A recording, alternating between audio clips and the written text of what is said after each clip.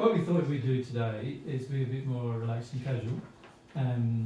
We might do a little bit of mediumship today as well, depending on how we see how things go. Because one of the things we've missed out on doing since we've come home is mediumship with spirits that we've been helping while we've been travelling. So we'd like to sort of do some of that as well. So some of these groups that we have at home, we're thinking we'll do that as sort of interspersed with other things. Yeah. Remember last week, for those of you who were here, we were talking about principles. And also some of you may have some questions about material we covered while we were away as well, for those of you that have heard it. So we thought we'd sort of leave today up to yourselves as to what you wanted to do. What you want to talk about. Yeah. So open to suggestions.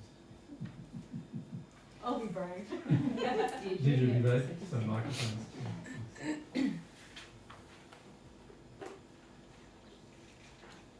Hi, well, thanks. I have loved the talks. I've loved them. They're like, seems like it's new and it's different, and I'm hooked. Why does it seem like it's new and different? I just love how direct you are. It's like you're so direct and like I wasn't there, but it's like every single question I've been pondering over the last few years was attended. I felt like, even though I wasn't there, you were like talking to me. Yeah. And I love that, but I don't know really what humility means, and you didn't get to finish, and I'm just I thought I knew. It was one of the frustrating things we found. Probably there's aspects, but there's a lot I don't think I know. Yeah. One of the things we want to do over the coming months is we want to have discussions about principles in a lot more detail than we've been sort of allowed to at this point by the audiences generally. Because it's important. What we find is when we use a word, such as you use a word like truth, or you use a word like humility, every person has their own interpretation of what that means. Yep. And it's really interesting when you try to share truth from a soul level to people who are listening with their head. Because not only are you listening with your head, but you're also listening really with your feelings that are all being tainted by what you believe truth to be or what you believe things to mean. And this comes right from your childhood onwards, doesn't it? Like, you're brought up to think a certain thing means a certain thing, or a certain word means a certain word, and so forth. So, and of course, the biggest area where that has an effect is love. For the majority of people, when you talk about love, they think you're talking about meeting people's addictions, or because they think that's love, or they think that when you love somebody, you just listen to them no matter what they're saying, and even if what they're saying is completely wrong. And the average person has a lot of quite strong definitions of love and truth and humility and faith that are all, from God's perspective, very corrupt definitions. And the problem with the corruption is that it begins in your childhood emotionally.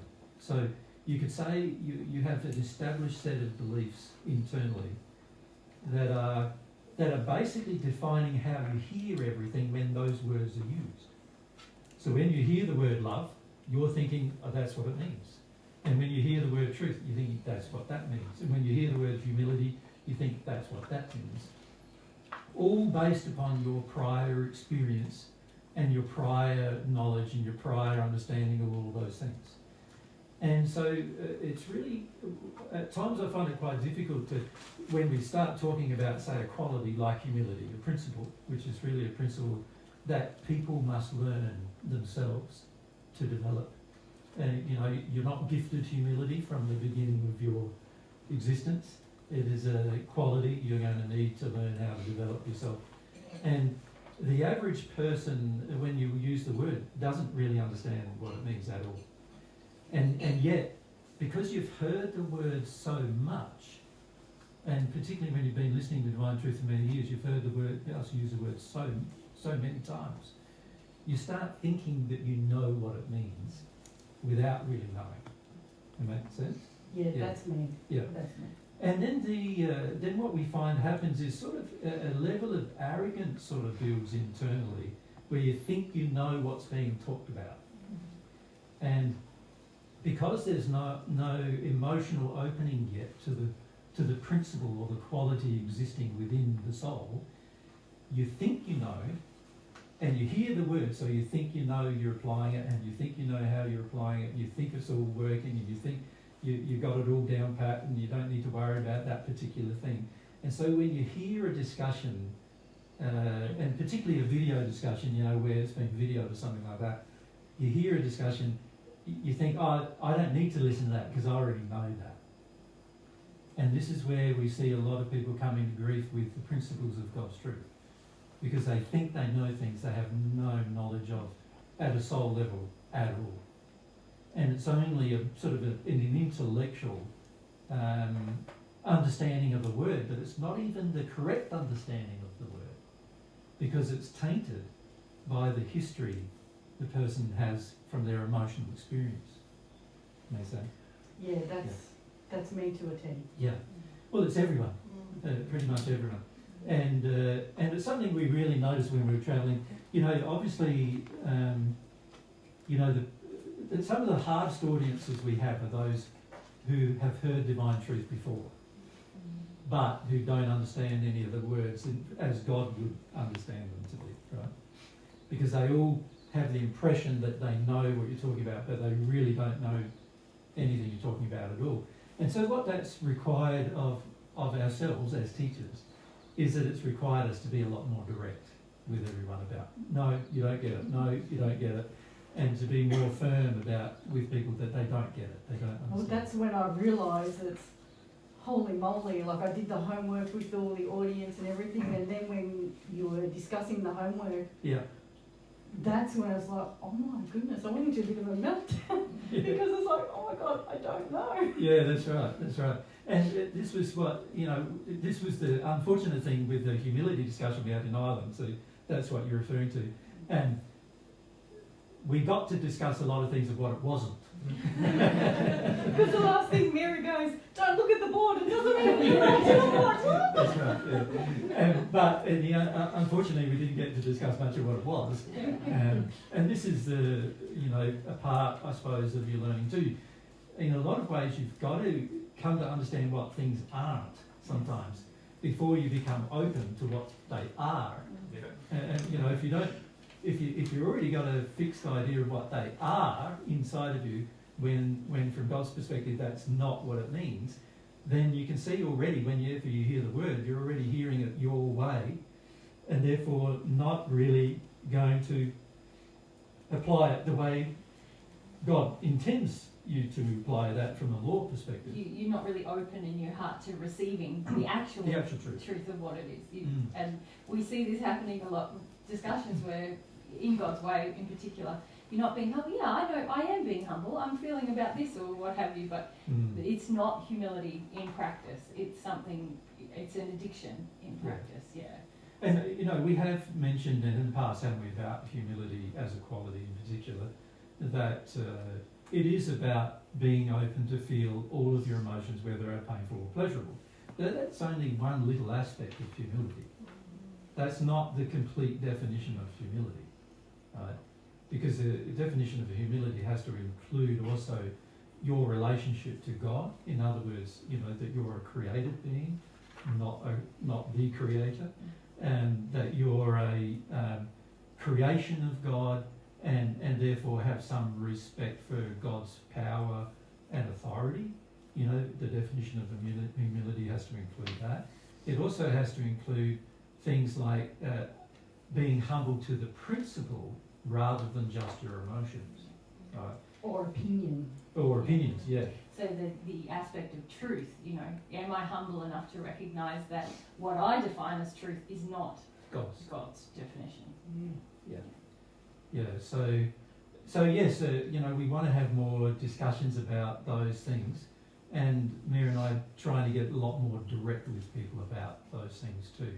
Of course, not everybody likes that very much. There's a lot of people I'm sure, who we saw this trip, we won't see again as a result. But in the end, it's the best way to teach, because you've got to, when you're teaching something that somebody isn't understanding at a soul level, you've got to get through all of the false definitions the person has before you can sort of have that connection to their soul, so they sort of understand what's being said. And that's the difficult thing about teaching divine truth using language or words. It's quite a difficult task, actually, much more difficult than the average person on earth really understands, because of all of these problems we have with language, history, emotions from our childhood, our beliefs, and particularly our false beliefs that we have about all sorts of things. And unfortunately for the majority of people too, the majority of their major false beliefs pertain to principles. And so, you know, a lot of people, when they think about sin, they're thinking about, I harmed this child, or I, screamed and yelled and hit my partner, or, they think of severe things, like I stole this, or I had a lot of immorality sexually in my past, and they feel about all those things. But most people don't understand that all of those things are actually less problematic, because they're driven by the principles that are out of harmony with love, which are the highest, they're the things that are going to cause you the most pain and suffering in your future, not having lived a life in harmony with principle. Yeah. But I think, Deirdre, it's interesting, isn't it, when you've been listening to divine truth for a long time, say, and there's a level of pain that builds up in your life when you think, I'm trying to apply it but it doesn't work, or I'll give up applying it but now my life doesn't feel that good either. And sometimes it's that process of recognising how much pain you're in avoiding humility that begins to open you up to, actually, I want to get what this humility thing is. It makes us more humble, even that process. More humble to be able to say, I don't get what humility is. I need to sort of seek it out. Yeah. So anybody who's helping you, teaching you, so whether they're in the spirit world and they're helping you progress there, or helping you here, one of the primary things they need to be able to do is to say, no, you don't get it. No, you don't get it. Just because if they don't tell you what you don't get, then you're going to go around thinking you do get what you don't get. And that's what you were so direct with in that discussion. Like, that was like the best one I think I've ever heard. And you were just flapping your arms around. You were like going for it. I thought you were going to take off. That was when I was talking about being a sin warrior and things like that. Yes, and then I was like, what's that got to do with humility? What a warrior? What's it? Yeah. Well, obviously, you can see, we talked a bit last week, didn't we, about how if you focus on your sin, how things can get quite negative. But if you focus on principles, you really are dealing with your sin. Because the more you focus on a principle, the more your sin gets addressed. So to my mind, like, focusing on the principle is the thing to do. And then you can easily identify your sins when you focus on principles. But when you just focus on sin without understanding principles, then how do you know what a sin actually is? You don't really know, right? And this is one thing we also notice: a lot of people start focusing on things that are hardly sins at all, or that are very minor sins in comparison to the major ones they're committing, not understanding that they put a lot of effort on that without focusing on the principle. So, we had a discussion in Canada with a group of people about their pets, right? That went on for a couple of hours. And, the reason why that discussion went on for a couple of hours is because nobody there could understand the principles, right, that were behind the discussion. We had another discussion in Belgium about chocolate, and it was the same thing. Nobody could understand the principles behind the discussion. And when you don't understand the principles, then you think things that are minor are minor when they're not, because often they're major, because there's major principles being broken, and so therefore they become major. And then there's other things that are less important, like what you eat, for example. So a lot of people worry about being vegan, but it's the principles that should drive the vegan diet, not the fact that you killing animals or whatever. Because what we found overseas, there were many people who were vegan, but they still had pets. Not understanding that those pets, there was a lot of animals dying for the sake of their pets, to feed their pets. And they're harming their pets through their addiction with the animal, trying to have the animal meet their addiction. So they're actually harming animals, even though and not only that, they're imprisoning their pets in their homes for life. So it's like, imagine if you were imprisoned in a home for life, you'd feel that to be, in the end, probably a torture, right? And they, in a lot of ways, they don't understand how much they're even torturing their own pets, right? And many of them are away from their pets all day. Their pets are trapped in a small flat or whatever. They're away from their pets all day. The pet's just there in the one place all day, and the pet sort of pines for some company that entire time. And obviously, when they consider the difference between that and the pet leaving this life and being in the spirit life instead, and they go, oh, I couldn't kill my pet, but you're willing to torture them for the rest of their life. So basic principles are being misunderstood. And so what we find is that in a lot of conversations we're having with people, that the fundamental principles are being completely misapplied, and not only that, applied in sort of harmony with the person's sin. In other words, wherever they feel benefit from hearing divine truth, they'll apply it then. But whenever they feel there's detriment from hearing it, they won't apply it then. Right? And obviously a person who's principled doesn't do that. Yeah. So this is, we will be focusing more and more on two things primarily, principles and sin. And principles are the way to understand sin. Well, just even with my addiction to be heard, it's like, it's stopping the humility.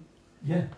I said to one group when we were overseas, I can't remember which one, I just said, I don't have to listen to you.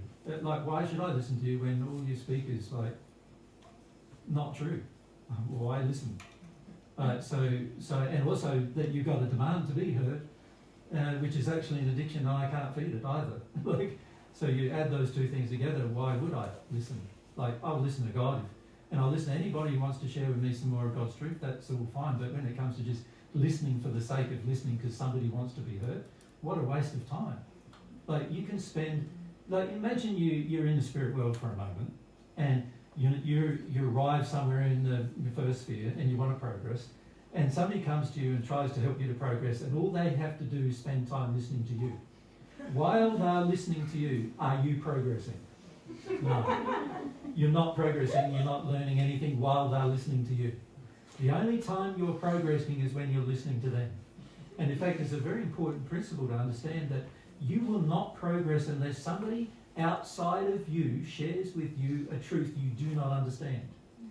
Because if you think you understand everything, you will be exactly where your soul's condition demands you will be. And in that space, you believe you know everything, right? And one of the reasons why you're there is because you believe that, right? So you believe you know everything, but you're in the first sphere, right? So you're in that space, and many people on earth, many of you are in that space too, where you're in that space where you believe you know everything, believe you understand everything, but the fact is your life is reflective about the fact you don't know, right? So here we are, we're there in that space.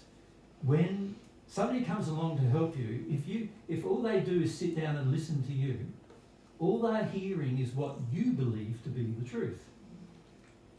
And what you believe to be the truth is what has put you in your current space.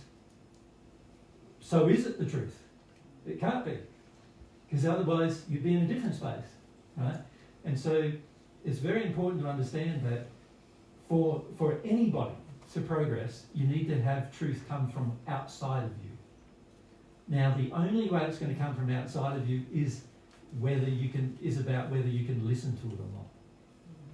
And it's not about how much you speak, it's about how much you listen. It's about how much you're able to absorb and understand. And you're not going to, the more you speak, the more you explain it to somebody who's come to help you, the less ability you have to progress, the slower your progress is going to be. So there's very important things to understand about just progression in general. Yeah.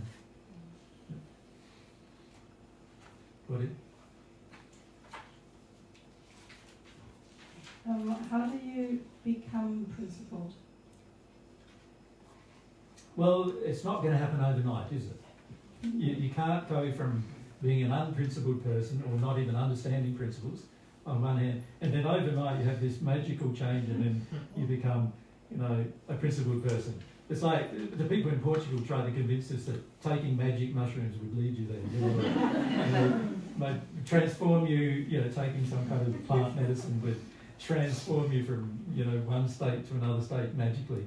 And that's just not possible. What is required is going to be a process of education, but it's going to be a process that involves your soul education, not your mind education. And we talked about this a lot when we're travelling as well, like the difference between a soul education and a mind education. If you look at almost every form of learning on earth at the moment, you see mostly it's to do with mind education, isn't it? Like you go to university for 4 years on a certain, let's say you do engineering, it's all mind education. It's all like, learning with your mind processes and procedures that you then can apply in life. That's not the same as a soul education. And a soul education requires the education in principles, and that's going to be a growing proposition. That's going to be something that you're going to need to engage. Now, so there's two things that's going to be required of you. There's going to be the education, right? But it's going to have to be based on the soul's brain, which is emotional. So it's going to have to be emotional education, right? Not mental education. And secondly, it's going to require a desire from you. And this is the other thing that we notice a lot, is that people sort of believe that you can be fed things without there being a desire from you to receive the thing. And there's a difference between intellectually being driven to try to understand something, which is frequently driven by fear and terror. So you think about, for many people who hear or investigate any form of truth on earth at the moment, most of the time they're afraid of not knowing, or they're afraid of not understanding, or they're afraid of how their life has become, how bad their life is now. They're afraid of the world when they look at the world and how bad it seems to be, in terms of they're afraid of people all the time. And so they come to truth, or they come searching for truth from a position of fear. Now, most people don't understand this, but when you come into something from a position of fear, you are unable at your soul level to understand anything, right? When fear drives you in your understanding. So, like the majority of people who have heard divine truth in the past have come because they're afraid of something in their life. They're afraid of things in their life not turning out the way they want them to. And so they're looking for a solution to that, right? But that's fear driving the process. And the problem with that is when you come to any truth from a position of fear, you are unable to grasp the truth at the soul level from that position. Like, it's completely unable. And yet, and this is why most people get in their mind about it, and they start listening to things and trying to apply what they hear and trying to do rather than feel, and all these kind of things. And so what eventually builds up over time is this feeling, I am doing it, when actually there's no change at the emotional level because fear is driving the necessity to do. So what is going to be required is a more open heart that actually says, I desire to know for my own and other person's good, for universal good. I desire to know.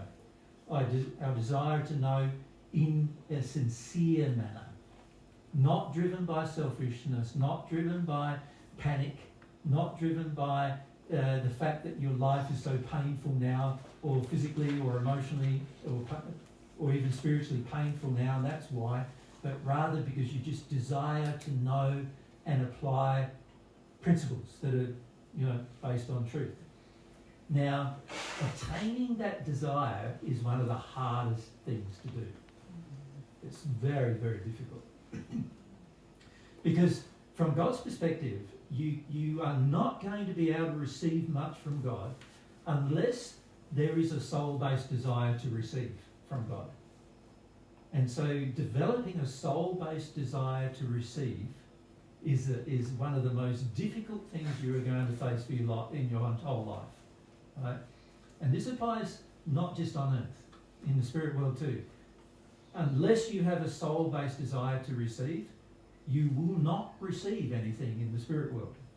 You won't receive assistance, you won't receive help, you won't receive anything from God, any love from God, without the desire, soul-based desire to feel God's love. Nothing will happen, right?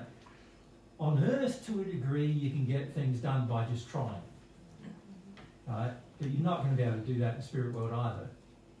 Right? You're going to be so dominated by your emotions and your feelings in the spirit world, far more than what you believe, many of you believe you will be.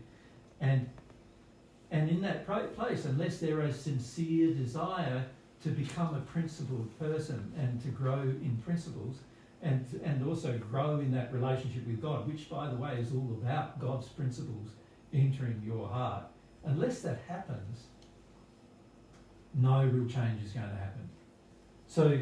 So you can see that from what I'm saying, that developing a sincere desire is the trickiest thing you're going to have to do. So how do you do it? Exactly.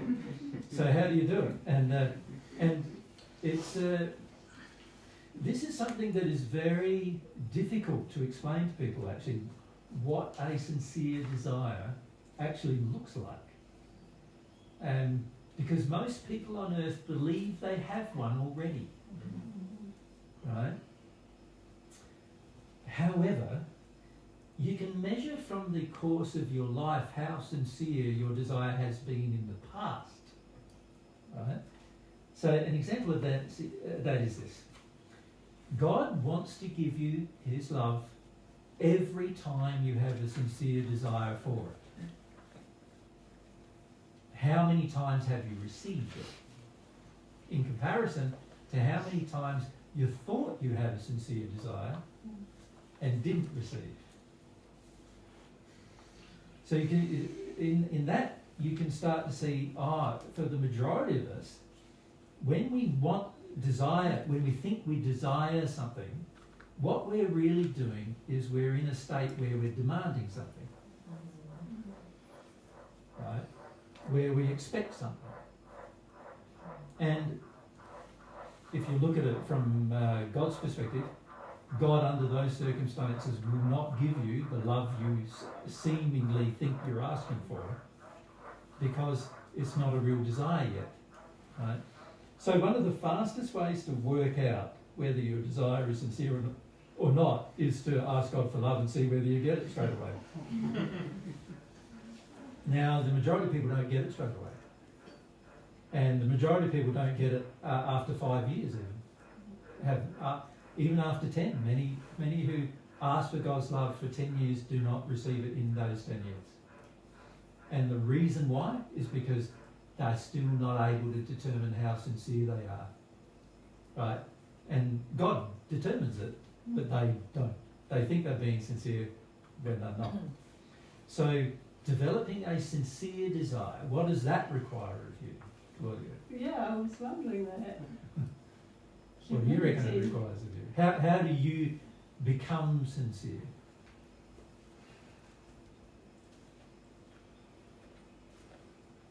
Because it's going to have to come from you. Nobody else can do it for you. I think it's by looking at what is right now. What is true? Yeah. You mean? Or what is happening? What's happening. Yeah.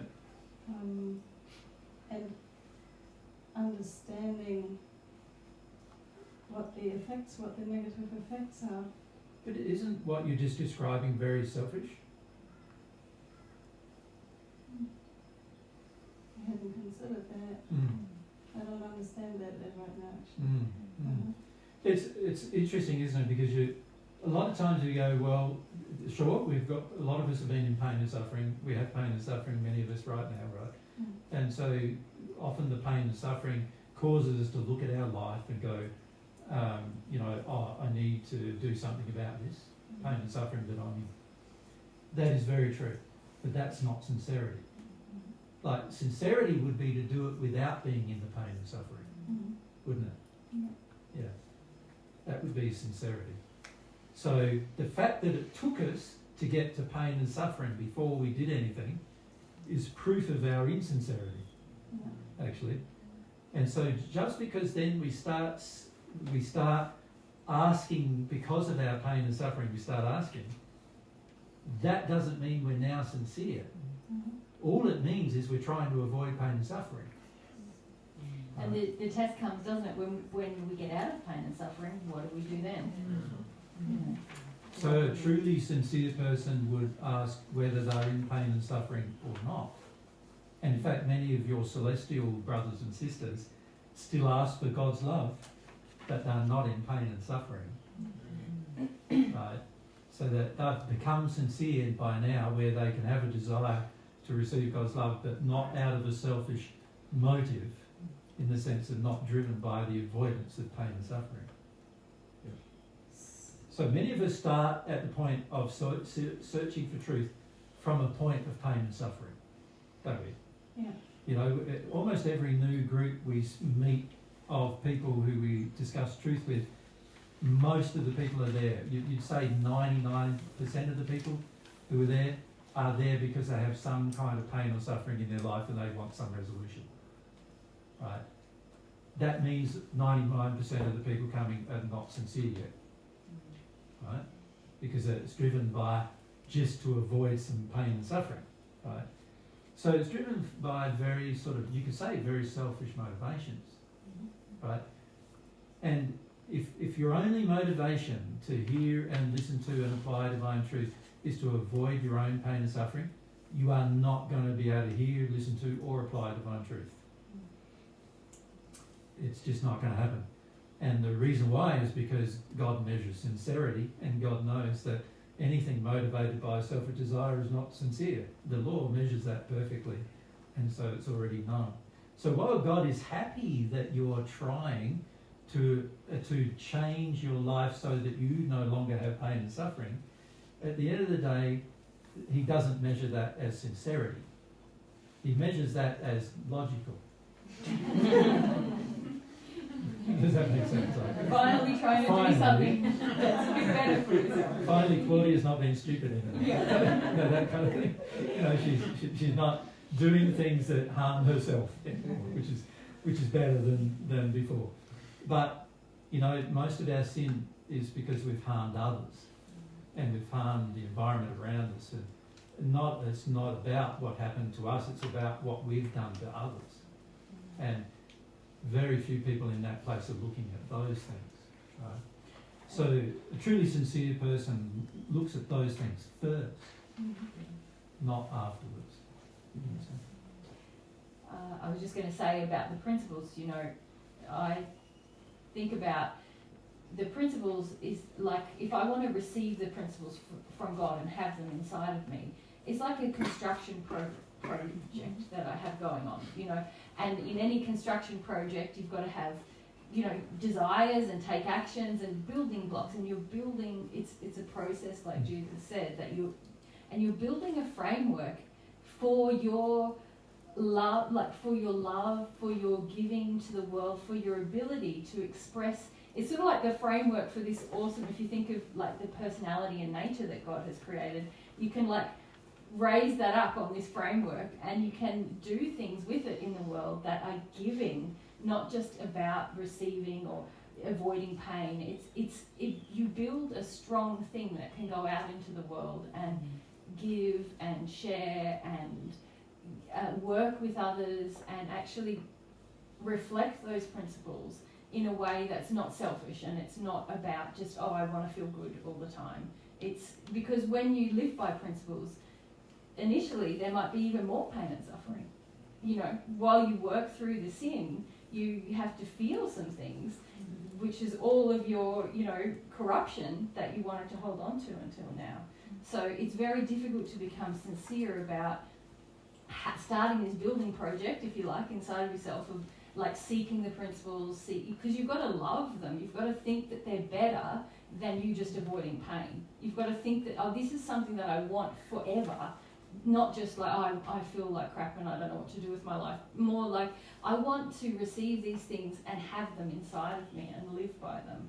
And, you know, that's a measure of sincerity, you know, that desire. But if you just want to avoid your pain right now, or just get into a better place, or have a bit of direction, that's just a very, as Jesus is saying, very self-focused.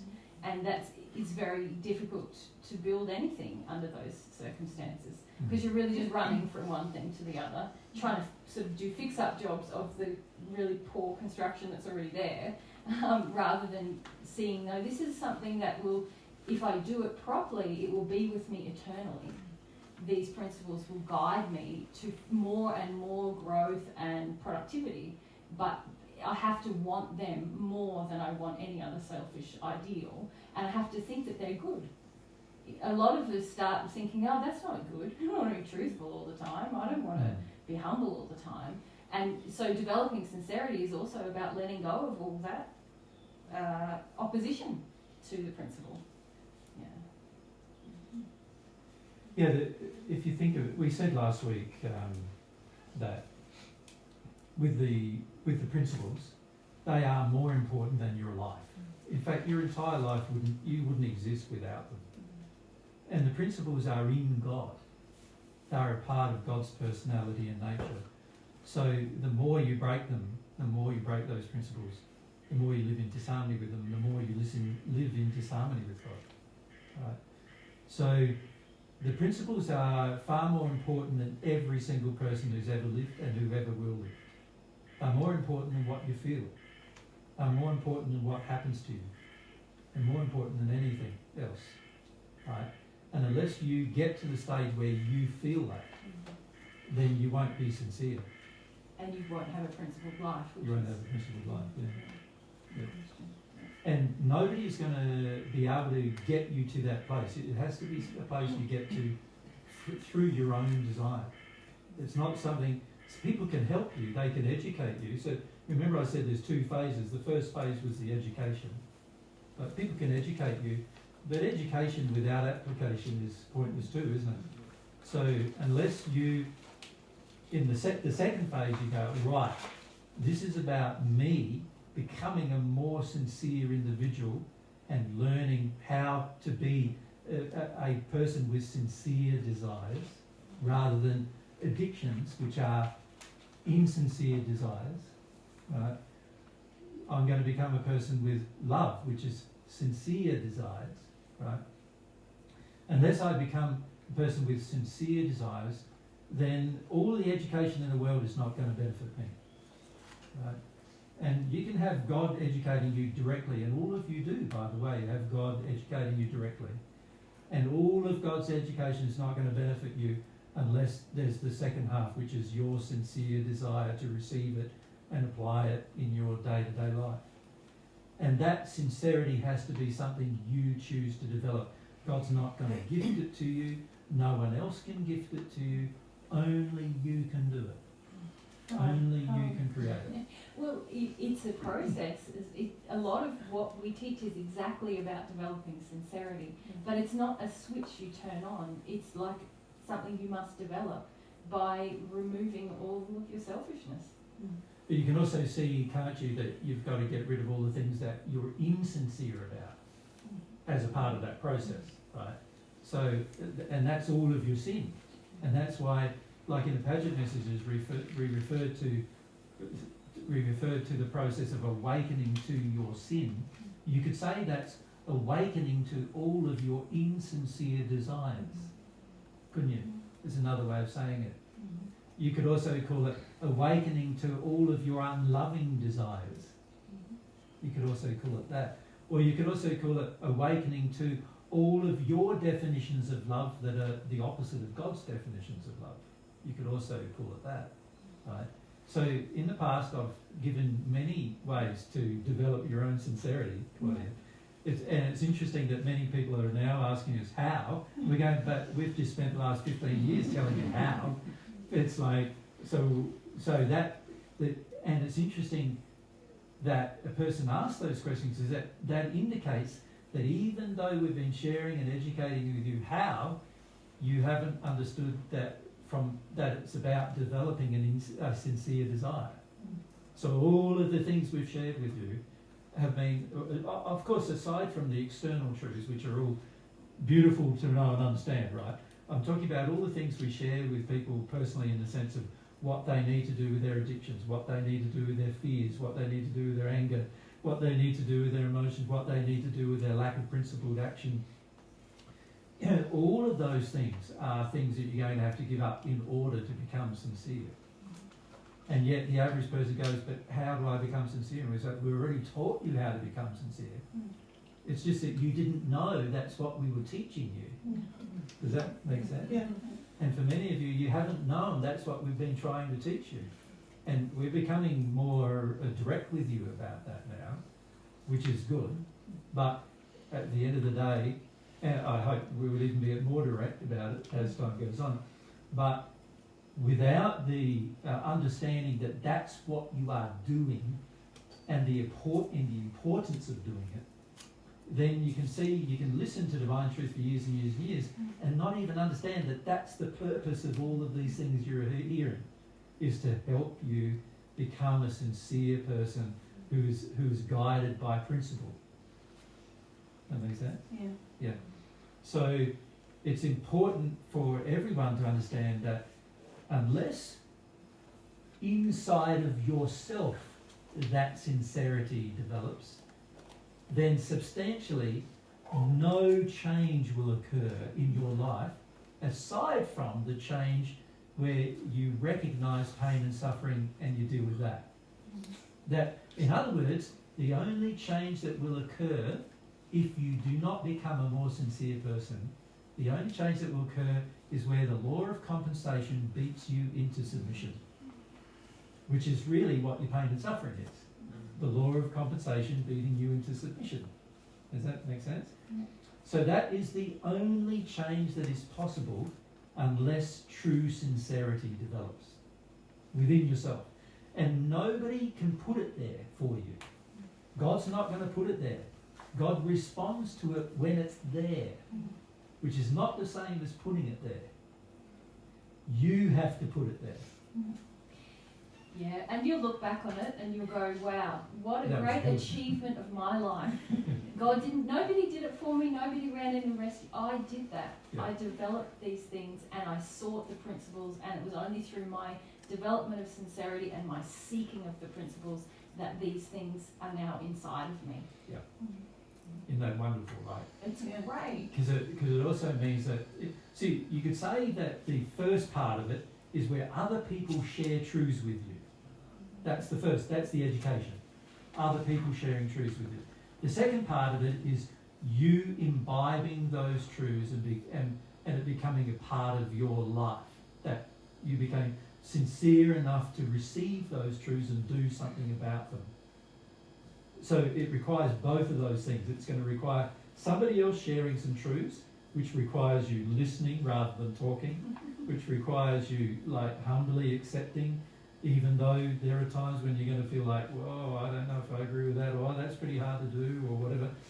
And it's going to require all that. But the second part of what it requires of you is more important, and that is because and the reason why it's more important is that truth can be received from all sorts of sources, but none of it will benefit you until you're sincere. Right? Not a single ounce of it will benefit you until you're sincere. And So your personal development of the quality of sincerity is so important to your future that you could say that it's the most important thing for your entire future. Because without it, no other thing will be achieved with a sincere motivation. Right? Everything will be done out of fear or terror or, addiction or just trying to distract yourself from all sorts of reasons, denial, whatever. And yet, none of it will benefit you. You'll only end up with more pain and suffering until you become sincere. Yeah. And nobody else is responsible for making you a more sincere person. Nobody. Not your partner, not your friends, not your mother or father, nobody. God isn't going to ever take that responsibility, because that is something that is has to come from within you. Yeah. And that's why there's many rewards, because it is something that you develop for yourself, that only you can do, and it helps you understand your potential as well. The greatness of God's design, your ability to do that. Right. So when Claudia asked that question about how do I, understand or develop principles, the answer is, number one, getting educated from someone other than yourself. Number two is developing within yourself a desire that is sincere. And the education comes from someone else. The desire that's sincere comes from within yourself. Yeah. So whenever you're trying to prove that to somebody else that you already know something, then you're not open to the education. And when you're trying to do something only because you're in pain and suffering, or only because it's going to make your life better, then you're not in a place where you're sincere. And you can see, for the majority of people who hear divine truth, there's one or both of those problems that they face in terms of the reason why they don't progress. Jen, you want to?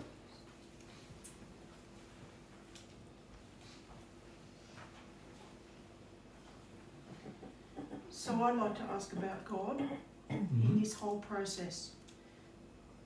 It feels for me that God's having an individual relationship with me, so that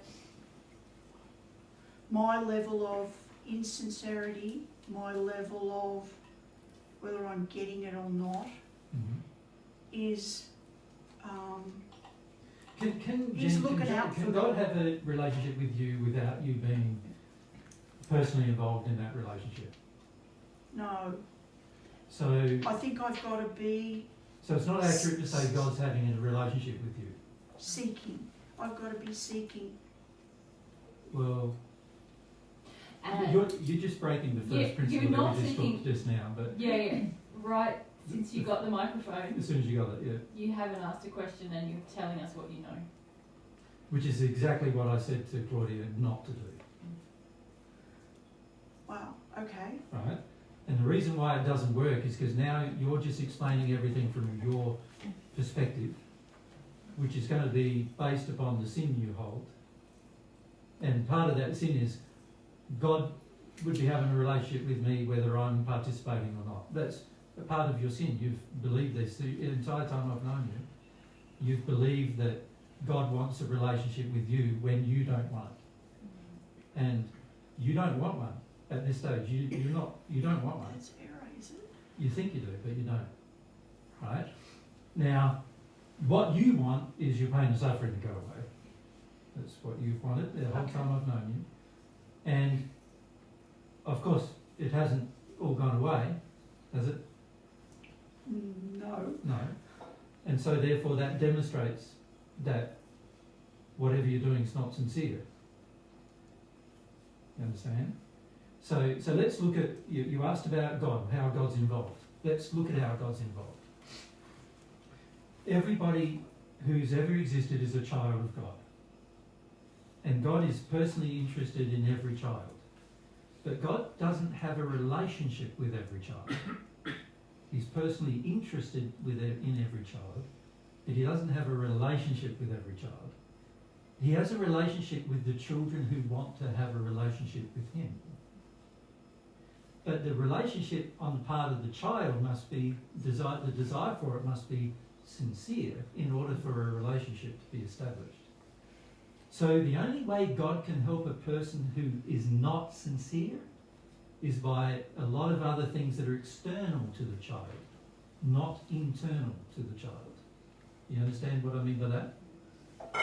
So what I mean by that is that he's got to influence other people and other things to happen to you in order for you eventually to develop enough of a desire to have a relationship with him. So in other words, if there's some spirits that he knows that like Jen, he's going to try to influence those spirits to influence Jen to develop some sincerity, to develop a relationship with him. If Jen's in a state of sin, the laws are all operating, every day operating, to make Jen aware of her sin, so that she can awaken to her sin. So all of the laws have been constructed. If you think of all the laws that exist in the universe, the majority of them have been constructed by God for his children. Right? There are some laws that are independent of the child. Those kind of laws are like heavenly bodies move about, how the moon revolves around the earth and how the earth revolves around the sun. And all those physical laws, they are independent of the human to a large extent. They existed before humans came, and they will continue to exist afterwards. But there's a whole group of laws, all of the most important laws based on principles, are all about the human child, God's children. And God created all of those laws just for the children to become happy. And so one way that he can influence the child is through the influence of those laws that he created, which are an expression of his personality and his nature, and in terms of how he would like his child to act and feel, and also how he can demonstrate his own nature and abilities to the child. He can influence you through any of those means, but he can't influence you directly until you're sincere. And when I say directly, he can communicate with you through the conscience, but only when you're sincere. You can receive love from him, but only when you're sincere. Right? So there is no relationship until you're sincere. There is no relationship. There's not. A lot of people sort of believe that it's sort of like, oh, but I already have a part of God in me, and I already think that, God designed us. Didn't God design us with this spark that we really want God right from the beginning? No. If God had done that, he would have done it against his own creation of your will. So God didn't do that. You have complete independence from God until your desire for a relationship with God is sincere. And that's the net sum total of how God influences you. Right? So to presume, which you often have done, that God's in a relationship with you when you're not in a relationship with God, that is a false presumption. Yeah? Okay. And it's not true. Nobody is in a relationship with God until they are in a state where they're sincere. Now that doesn't mean God isn't interested in you, does it? Because obviously God is interested in you. God wants things for you. He wants you to be happy. In fact, he's such a good parent that he wants you to be happy even if you don't have a relationship with him. He even wants you to be happy then. Right? Which is very different to many parents, isn't it? They only want you to be happy if you have some kind of binding thing with them, with the parent. But God doesn't feel that way about you. He's interested in you, but he's waiting. The relationship can only be established through your desire. He's already got one for you, but it can only happen through you having a sincere desire. At the moment, Jen's desire is not sincere. So to drop the crap And Yep. What do you mean by the crap though? well, telling yourself stuff Stories. that's not real, Yeah, very important. fake. Yeah. We see this happening Faking it till you're a making lot, it. Jen. I'm Like, faking it till I'm making it. yeah, it doesn't work. So if I'm drowning in pain and suffering, Yeah. Which is good. and I've got to stop the crap, Yep. telling myself I know when I don't know, Yep. But now you're reverting to telling me things that I already know. I'm trying to work it out. You don't We'll have work it out privately. It's not. Yeah. It's not my responsibility for you to work it out publicly or with you publicly, and also to listen to you work it out. Like I already know these things about you. I've known these things about you since I met you. So it's not like this is what I mean by telling the story. See, part of a very large addiction in you is to tell your story, and you've always had it ever since I've met you. You have this very strong addiction to tell a story. That's stopping you from becoming sincere. You don't realise how much it's stopping you either. And you think about it, for most of you, you think about it, you go along to visit an old person in an old person's home, for example. And you sit down with them, and what do they generally discuss with you? They talk at you the entire time, talking about what? And for the majority of you, do they ever ask you anything about your life, your circumstance, your situation? Are they ever even really interested in you? Or what do they do mostly? Isn't it talk at you about their life? Which is what you've been doing with me ever since you've met me, Jen. Talking at me about your life.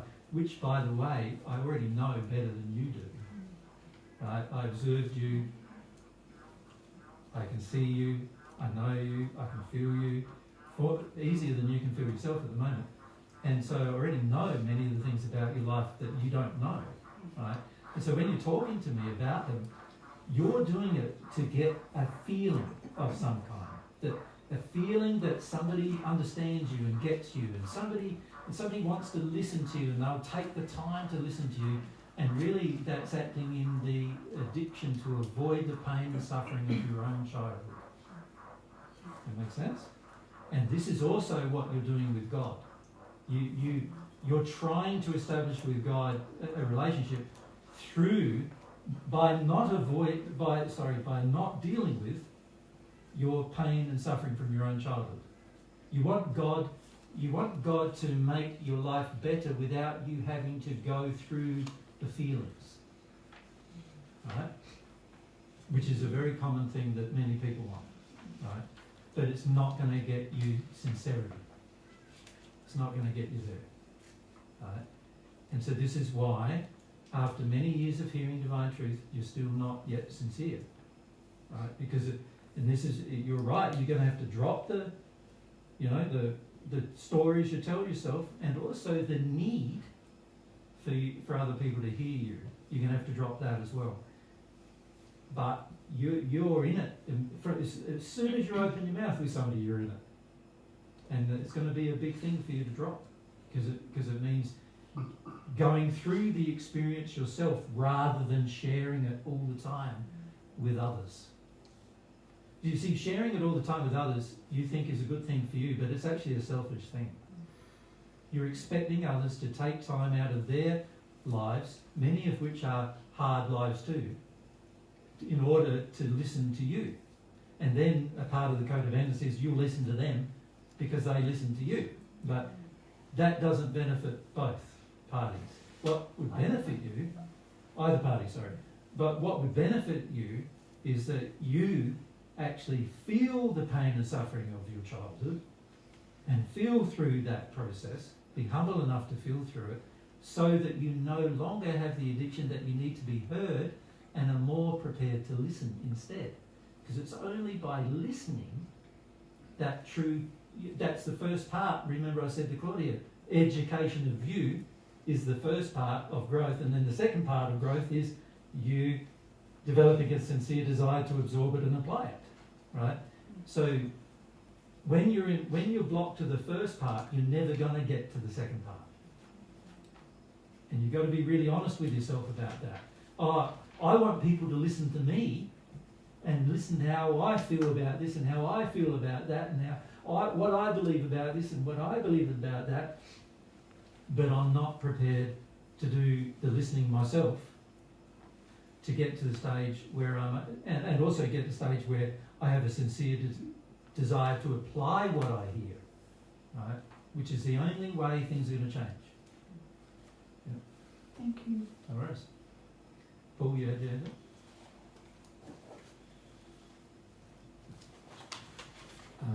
I'm not sure about the question now, but it was about God and about seeking God's help along the way before we're sincere, or even if we feel like we've got dribs and drabs of sincerity. Well, of course, if you have a drip of sincerity, then God will respond to that drip of sincerity. Does that make sense? The law measures your sincerity, and God's feelings measure your sincerity. Every moment you are sincere, and most people in their lives do have little moments here and there where they do or are sincere. And if your thoughts are and desires are directed towards God in those circumstances and situations, then of course there will be a response from God immediately, right? So most people do have a drip of it, you know, when you say dribs and drabs. I know that's a very, what is it, English term, I suppose it would be. But if we could say very minor desires, right? Sporadic minor desires, yeah. Sporadically expressed, you know, sometimes once every year. And under those circumstances, of course, God does respond immediately in that moment. But the problem with that whole concept is how many of those moments is it going to take for major change to occur? Can you see it sort of like, well, if I become sincere every moment, that's different to me having little drip and drab moments, isn't it? If I could learn to become sincere in every moment. Yeah. So the real secret is becoming sincere in every moment. Yeah, and I guess my sort of ideally focus is God help me to remove the blocks which is stopping me. He's not going to. Sincere, or to become aware. That's your He's addiction. not going to do that either. That's your addiction, Paul. That's what you always want from Paul. That's right. From God. What you need to ask from Paul, you ask from God. You know, you say, God, take away my blocks. God. I don't want to have to develop awareness, so can you help me with it? Yeah. I don't want to have to awaken. Can you help me awaken? I don't want to have to go through this process myself. Can you help me do it? And God's going, well, none of that's sincere yet. Because until you want to do it for yourself, it's not sincere yet. Makes sense? So yes, you have this strong tendency to go to expect God to do what Paul needs to do for himself. Now, there are things that Paul can't do for himself. And one of those things is you can't give yourself God's love, can you? That has to come from God, right? And you can't give yourself God's truth. That has to come from God, right?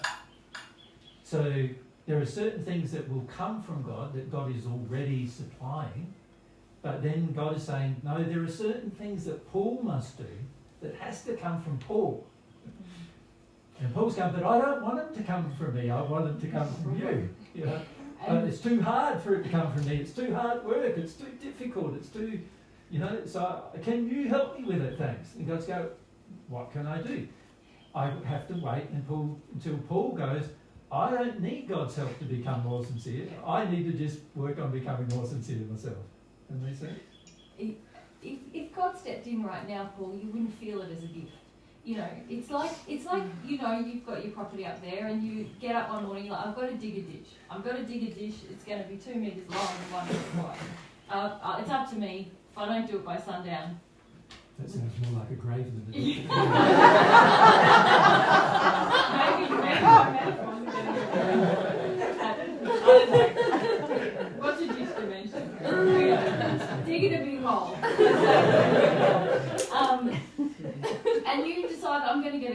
get it done.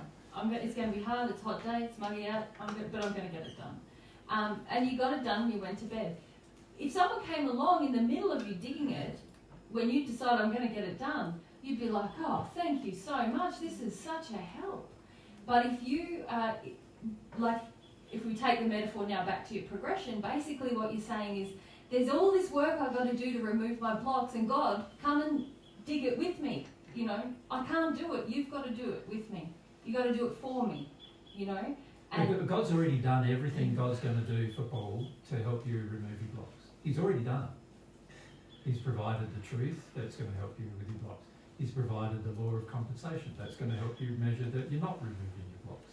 He's provided everything he's going to provide in order for you. He's provided some spirit help to help Paul remove his blocks. He's done everything external to Paul that he's capable, that is able to do without breaking your will, without breaking your personal exercise of your will.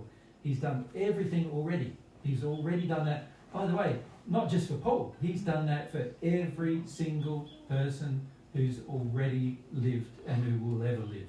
And he's still doing it. And he's still doing it. Not like it's done and he's given up on us. Right. He's still doing all those things consistently every day for us. Yeah. So God's already done what God's going to do. What God can't do is help Paul give up things that he doesn't want to give up. Because that's what a block is. A block is, I don't want to give up something. I don't want to, it's a block. That's why it's a block, because I don't want to give it up. He's not going to help you give up the things you don't want to give up. You're going to have to develop sincerity to give them up. He's not going to help you imbibe truth that Paul doesn't want to accept. Paul's going to have to choose to accept it. Right? He's not going to do that for you. Because if he could, you would no longer be a free will, self-aware being anymore, actually. Because he'd be doing all the things for you that you, as a free will, independent, self-aware being, would need to do for yourself. Right? So he can't do any of those things. He can only do what he's already done. Right? And that's the key thing to understand. God's already done it. What are you going to do? Right? What are you going to do? Are you going to keep going? But you haven't done enough. Because the average prayer, the average person who believes in God has towards God is, God, you haven't done enough, I want more. This is hard. Fix it. Yeah, that's right. What the average person's saying. You haven't done enough, I want you to do more in my case. I want you to make a special exception for me, because whatever we believe about ourselves deserves that special exception. But God can't. God's already done what God's going to do, what God's laws. He established those laws for a purpose, and so God is already doing everything he can possibly do that can be done towards a self-aware, independent being, and that unless the self-aware, independent being chooses to make some different choices and take some different actions and become more sincere internally, nothing more can be done. Makes sense? And I guess at attempting to be sincere with God, inviting God into the process as well, without that addiction. Well, this is where it gets very tricky, doesn't it? Because the average person who wants to invite God into a process generally is in the addiction. Yeah. Because they're not prepared to do something alone themselves, right? So, it's difficult to measure personal sincerity when you're coming from a place of addiction. It's like very, very difficult. The average person fails it, of course, because they don't have enough self-awareness yet to go, oh, here I am in an addiction doing that. Here I am in an addiction again doing that. They're not got that level of self-awareness to work that out yet. Now, God's going to require you to obtain that level of self-awareness, but you're not going to get it from God, because that's a personal thing you must do for yourself. Yeah. And is it likely then, if I sort of feel God or we sort of think we feel God a bit at this time, that it's not God? Very frequently. We talked about this a lot when we were overseas. The average person who thinks they've received divine love hasn't received God's love. They've just received feelings from spirits who are often out of harmony with God, who are willing to break God's laws in order to give you the illusion that you're doing well.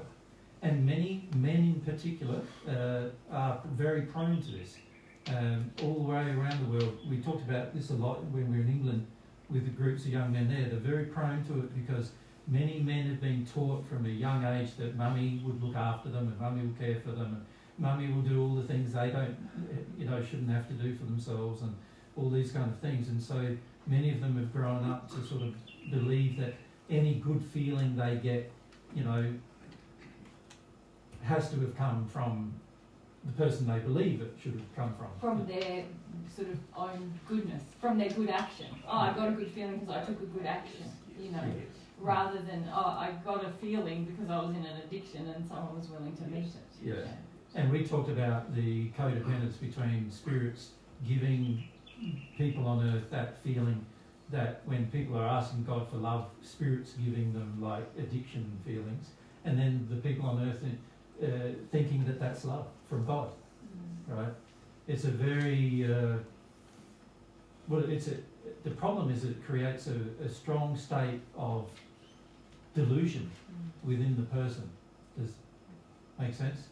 And quite frequently we see people who believe they've received lots of God's love when they've received none of it at all, and only been in addiction with spirits who have given the person the illusion that they're receiving love from God when actually it's just the codependent addiction with spirits. Yeah. So yeah, it makes you very prone to that. By not developing your own desire to have principles, you become very prone to external influences that are delusions, that are illusory. Yeah. And I think that I sort of clock the addiction within myself a bit, and then sort of think, well, I'll forget about God. Yeah. And I don't think that's a good thing either. No. Because then that's further away from. Correct.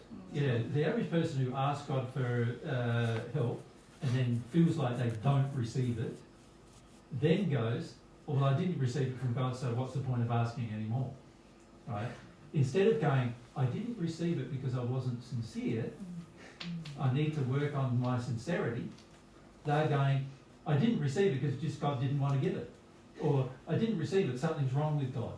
So it's a blame of God, really. It's like, I'm withdrawing from you now because you didn't give me what I want, actually. Yeah. And it's very similar to a relationship, isn't it? If you're in a relationship, let's say with a partner, and you're expecting something from them that they don't give, right? And you go, I don't want to be with you anymore. It's the same response, you see. And it indicates the lack of sincerity on a number of levels. And it also indicates anger, that you're not getting what you want as well. So it requires more sincerity and more self-awareness to go, here I go again. I'm denying something of God. God didn't give it. And here I go again going, I'm just going to walk away then and not bother with you. Because many of us have learned that this is sort of like a punishment. This is how some of you punished your parents when you were young. Some of you learned that you could punish them by withdrawing from them whenever they disappointed you in one way or the other, whenever they didn't give you what you wanted. Many people learn that during their teenage years. Like, I want to go out, Mum. No, you're not allowed to. And then they sulk for a week, and Mum can't bear it after a week, and so she lets them go out, right? And they learnt that this is how they can deal with anybody, and so they believe this is what they're going to be able to do with God. Right? But it's all a product of insincerity. Yeah. Thank you. No worries. Alan? Is the difference between sincerity based on lack of selfishness but more moving towards aspiration? So when you guys came, you were your aspiration was to do what you're doing now. Yep. And you got some sort of like Mary was describing, you're creating a framework, and it's not about you, it's about what you can give to everyone else. Yeah, and love also, of love of God and what God has, you know, desiring the qualities that God has. Sorry, Tom. Yeah. No, it's not. A lot of times when you're in a place of sincerity, it's no longer about you, it's about the principle. So for an example of that is, Mary and I don't travel because we like it, right? We travel because the principle is, it gives us opportunities to love people face to face, right? So that's the principle, right? So it's a lot better, people can feel love more when you are in their face loving them, versus when you're over the other side of the world just talking about loving them. You understand the difference, don't you? It's like, if one of your daughters lives in UK? In Germany, Italy. So imagine you just say, like, you just think, oh, I love my daughter, next week you love your daughter, whatever. Unless you can sort of visit them face to face and express that love for them, unless they won't let you do that, of course. But if they do, then that gives you a greater opportunity, doesn't it, to demonstrate your love for them, than just doing it like by feeling, right? So it's good to have the feelings, but the actions are also important. So for us, it's like we love the principles. We know that they are going to benefit every person that ever hears them, just like they've benefited us, right? So our motivation for sharing truth isn't to gain some kind of worldwide recognition or worldwide popularity or, you know, followings of millions of people. You know, it reminds me of that guy we met, you know, had 3.5 million YouTube subscribers.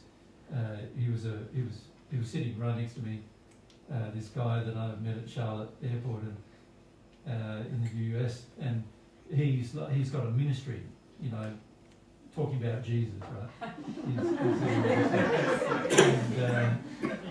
And he, you know, he's talking about, you know, how Jesus has helped him so much here and helped him so much there, and he's got this 3.5 million YouTube subscribers, and he's got a little team of people who do all of his videos for him, and he's got this huge YouTube channel, as you can imagine, and he was travelling with 2 or 3 of his helpers at the same time, and his whole desire was for popularity, for lots of people to adore him, right?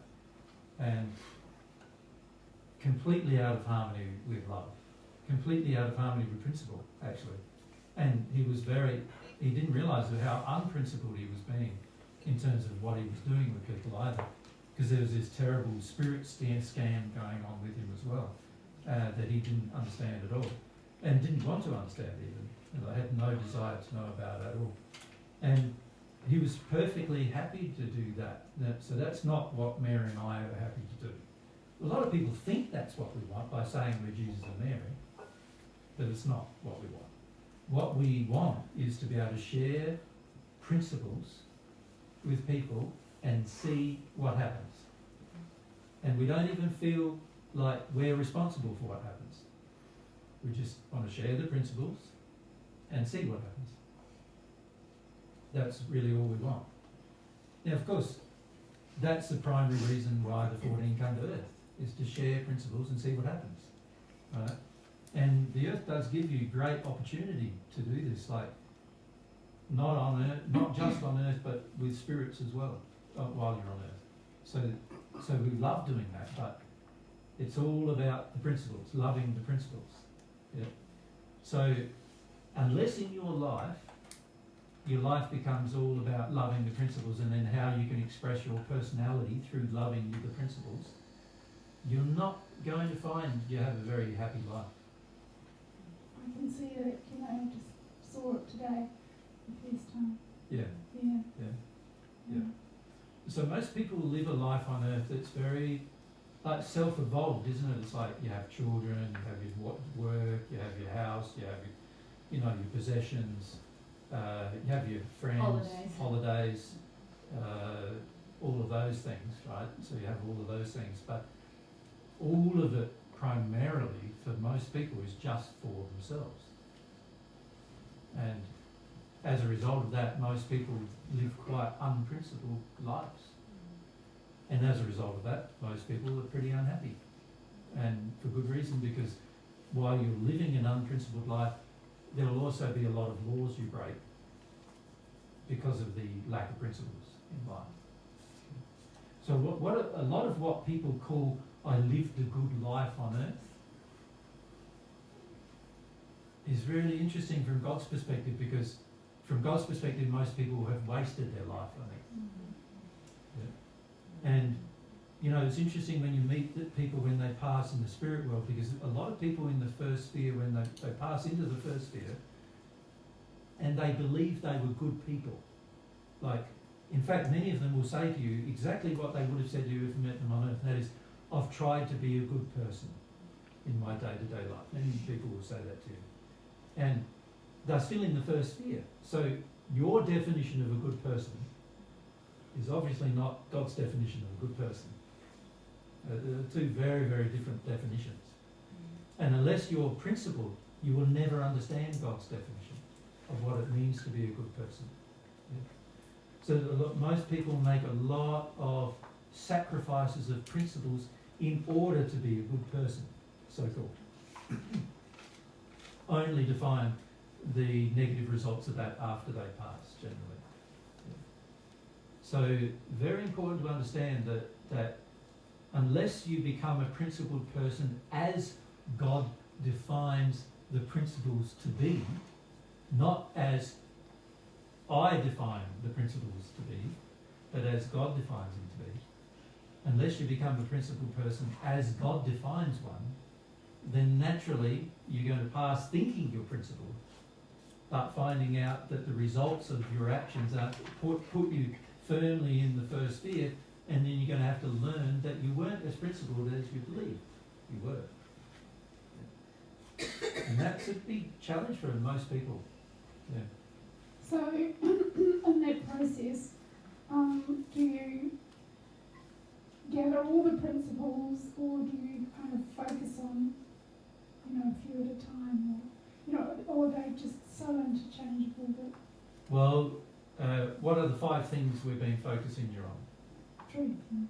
So love, truth, humility, faith, principled action. Yeah.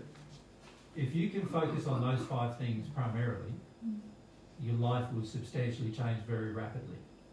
Right? Now, in each one of those 5 things, there are you could call them sub-points or sub-ideas in each one of those things. And we've talked a bit about that. We talked a bit about that when we're travelling as well, where you sort of have, aspects of equality.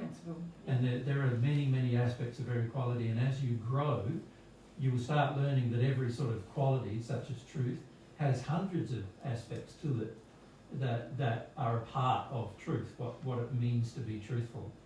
But you could if you focus firstly on those 5 principles, those 5 big ones, then every other principle has some linkage to those 5. Well, and even between the 5, you start to feel how much truth is so crucial to true humility, and how much love is a part of truth, and how much truth and faith are intertwined. Yeah. But that's why last week we talked about starting the love affair with each principle, falling in love with them, seeking them out, feeling the nuances of each of them. Getting to know them. Yeah. And, this is when Deidre earlier asked the issue about, humility, what was involved in humility with the island discussion we had. And we didn't get to talk about all the nuances of humility, like what's involved in humility. But you can see that if we had audiences that just wanted to know that, then you could share that quite easily. But what generally happens is that we start talking about a principle, And almost everybody in the audience just detunes and thinks, this doesn't really apply to my life in a practical way. This is not really benefiting me, getting out of my pain and suffering. And by feeling all of these things, the average person is actually showing to us they have no understanding of the benefit of the principle, right? But also, in feeling those things, it makes it very difficult to discuss the principles, because now we're going against the will of the group, trying to have a discussion that the majority in the group don't want to have, right? And so that makes it very difficult to share these things. And so over the last 15 or 16 years that we've been teaching many of you, you've made it very difficult to share some fundamental truths without you really even understanding how. You've been making it difficult because your will has been, I don't want to live by the principle. Just, many of you have had the view, just tell me what the right thing to do is and I'll do that. You know, just make it easier for me to know what the right thing is to do, and I'll do it. Don't worry about that. So many of you realise that after a while that maybe you're not that sincere about doing it either. But you can see that many people on earth basically want a cult leader. They want somebody who will magically, who you just got to follow what they say, and all of a sudden all your life gets fixed. That's really what they want. They want that without actually having any sincerity. Without digging their own ditch. Brave / bad thing. Putting in a bit of effort.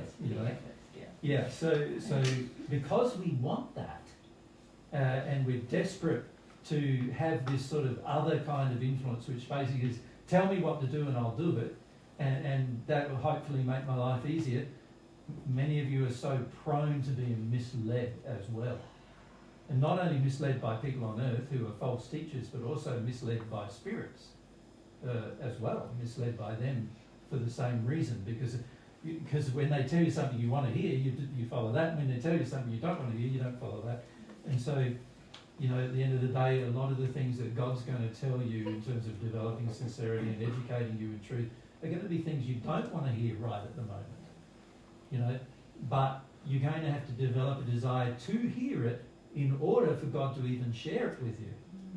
Right? So God wants to share a lot of things with you, but can't, because you're exercising your will to not know, to not want, to not desire. Right? And so God can't share under those circumstances. Other people will, and particularly spirits will, who are in dark conditions will. And so this is why many people finish up getting quite influenced strongly by spirits who are very negative, because they'd rather listen to them than listen to God or truth. But the more sincere you become, the less that's going to happen. There are so many benefits to living by the principle.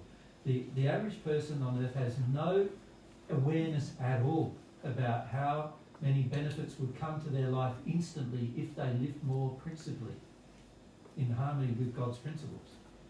You know? And we see that all the time. And like oftentimes when we're talking to groups, and this happened while we're overseas, you'll be talking about a principle and 10 minutes later, like everybody's turned off. The whole audience just gone. And then when you start talking about cats or dogs, it's like the whole audience lights up. You know, they're arguing with you and fighting with you, but they're passionately involved now in the conversation. Does that make sense? Not understanding that just before we were talking about principles and nobody was there, nobody was in that state, and the principles are what's going to solve that problem, the problem of pets as well as the other problems that you raised. But nobody seems to get that because they are not understanding how important developing a principle is within inside yourself. Ivana?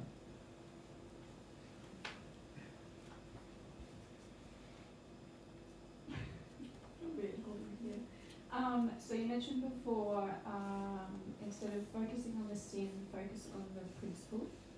Yep. Could you please give an example? I feel like I've just... Yeah, sure. Last week we gave some examples too. Yeah, I'm sorry, I haven't listened. No, it's all good. We haven't edited last week either. Just an example. Let's say you've got the principle. What do we choose this week? Different What ways. did we choose last week? I can't quite remember. Truth, that's right. Yeah, I was going to choose truth again, so Yeah. that's the problem. Okay, let's choose a different one. So let's say you're going to act in, you're going to work on the principle of developing faith. Example. So faith is, firstly you would have to educate yourself about what it is. So what is faith? Faith is the assured expectation of the things you hope for in your future. In other words, what you put faith in now is where you'll be headed, where you'll direct your life. So if you put faith in making lots of money, and you think making lots of money will be good for you, then you'll develop a life to make lots of money. You focus all your attention You'll on focus it. all your attention on it. All your aspiration will go in that direction. Your Yeah, thoughts will be desires. about it. Your actions will be about it. Yeah, I was like that in my 20s. I decided I was going to, become a bit more wealthy than I was, And so I decided the way to do that was to get property. And so I became so focused on, most of my everyday thoughts were about, in my late, which is probably early 30s. Yeah. And most of my everyday thoughts were, how do I develop this property? How do I find that property? How do I get the money to do this? How do I do that? Almost every day of my life was now consumed by that, because that's what I had faith in. And I did finish up with $4 million worth of property as a result. But didn't you also have a lot of debt? I did, but I had about $8 million worth of property and about $4 million of debt. So, that's one thing I learnt about property, is that people who generally want to make money in the world will end up with debt as well as income. Like some of the most, the biggest multi-billionaires in the world now have been in huge amounts of debt, and by the way, still are in huge amounts of debt, many of them. But what they own is more than what they're in debt for. That's one of the things you learn about money. Not a very good thing to learn about it, but it's one of the things you learn. Now, if you look at that, that was a desire. As soon as I realised who I was, that desire just disappeared overnight. I no longer have that desire anymore. Like it just, I just had one or two feelings, and bang, those desires just went. And I then thought, what a pointless desire I had. Having that desire, what a waste of my life having that desire, So I went from it being like the thing that consumed my thoughts through my 30s for the most part, not all, but until by the time I was 40 now, I didn't have that desire at all, not at all. In fact, I thought, well, I've got to stop all that now. So I had the complete opposite desire. So the faith drew me into a different direction. I now have faith in a different thing. That makes sense? And that drew me off into a different course. But let's look at the principle. Faith, after that I realised, faith is me feeling that something can be obtained in my future. And if I really felt that was like, with my whole heart, I really felt that was true, then I would obtain it. Right? In other words, I would start to feel like I already had it before I even had it. And that drew these things to me. Right? The principle of faith. Now, I realised at that point that actually I was living in a place of faith, but just in the corrupt version of it. Makes sense?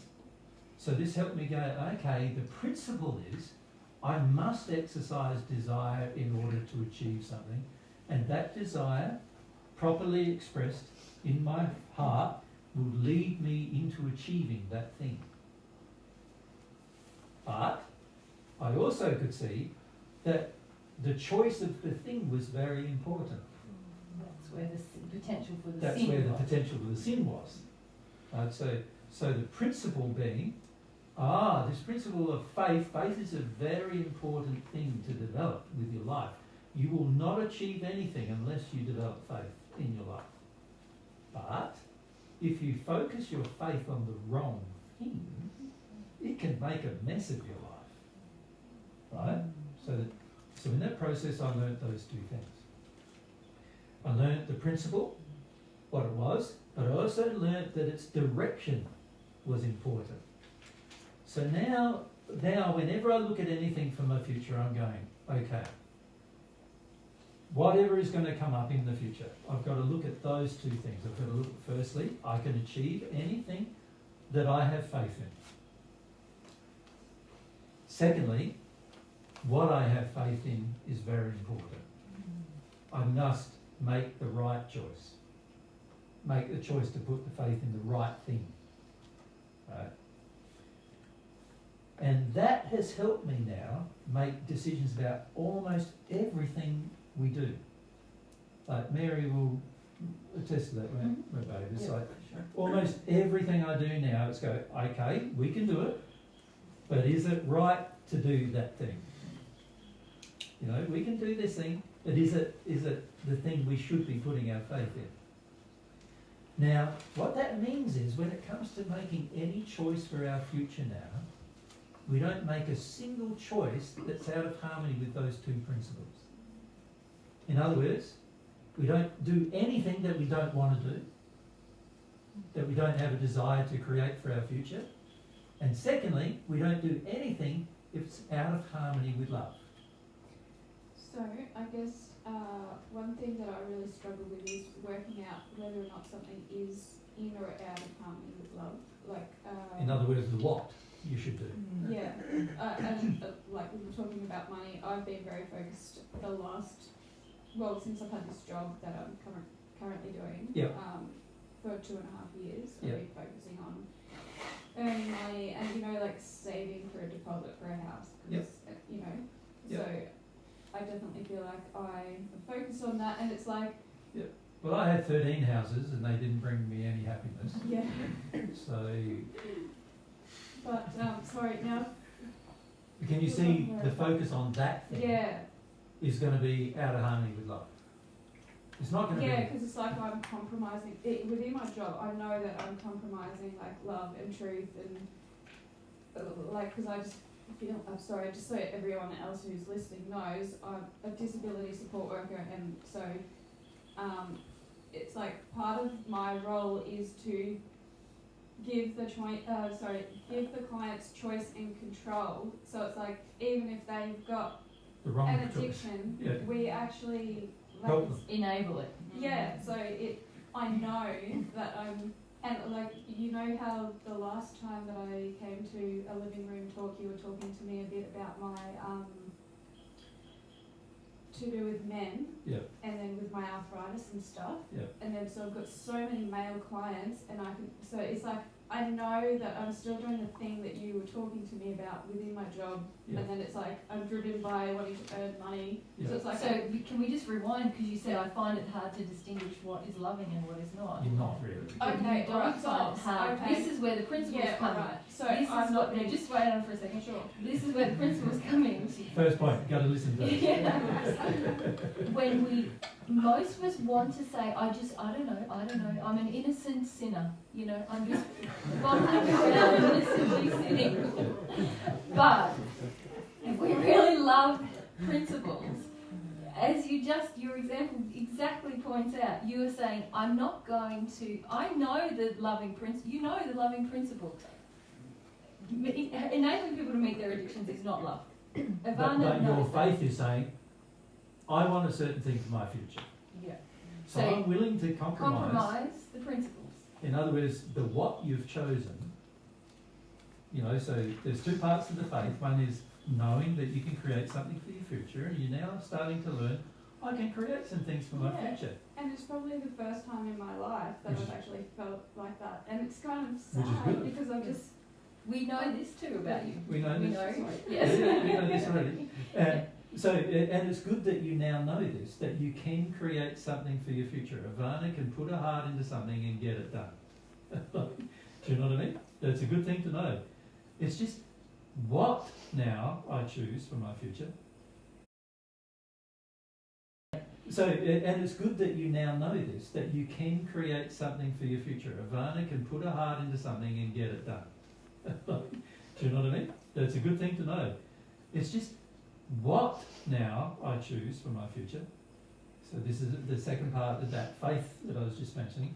What I choose is going to be important, and what I do with that. Like, so what am I prepared to do with that? You know, and you're prepared to compromise other principles for that, right? And Which so the average person is. Yeah, and so if we go back to your question, which is why is focusing on the principle going to help me with my sin? Well, if you decided to honour the love principle that you already know, it's already in you, you know, you would reduce your sin in this area. But honour the faith principle too. Yes. So the faith principle is, yes, Ivana, it's great for you to be able to take some action in your life and have some direction in your life and to decide what you want for your future and to achieve that. That's part of faith. That's very important for you to do. That's a part of that principle. But the other part of the principle is also that it needs to be in harmony with love and God's truth in order for it to be a benefit to you or to others.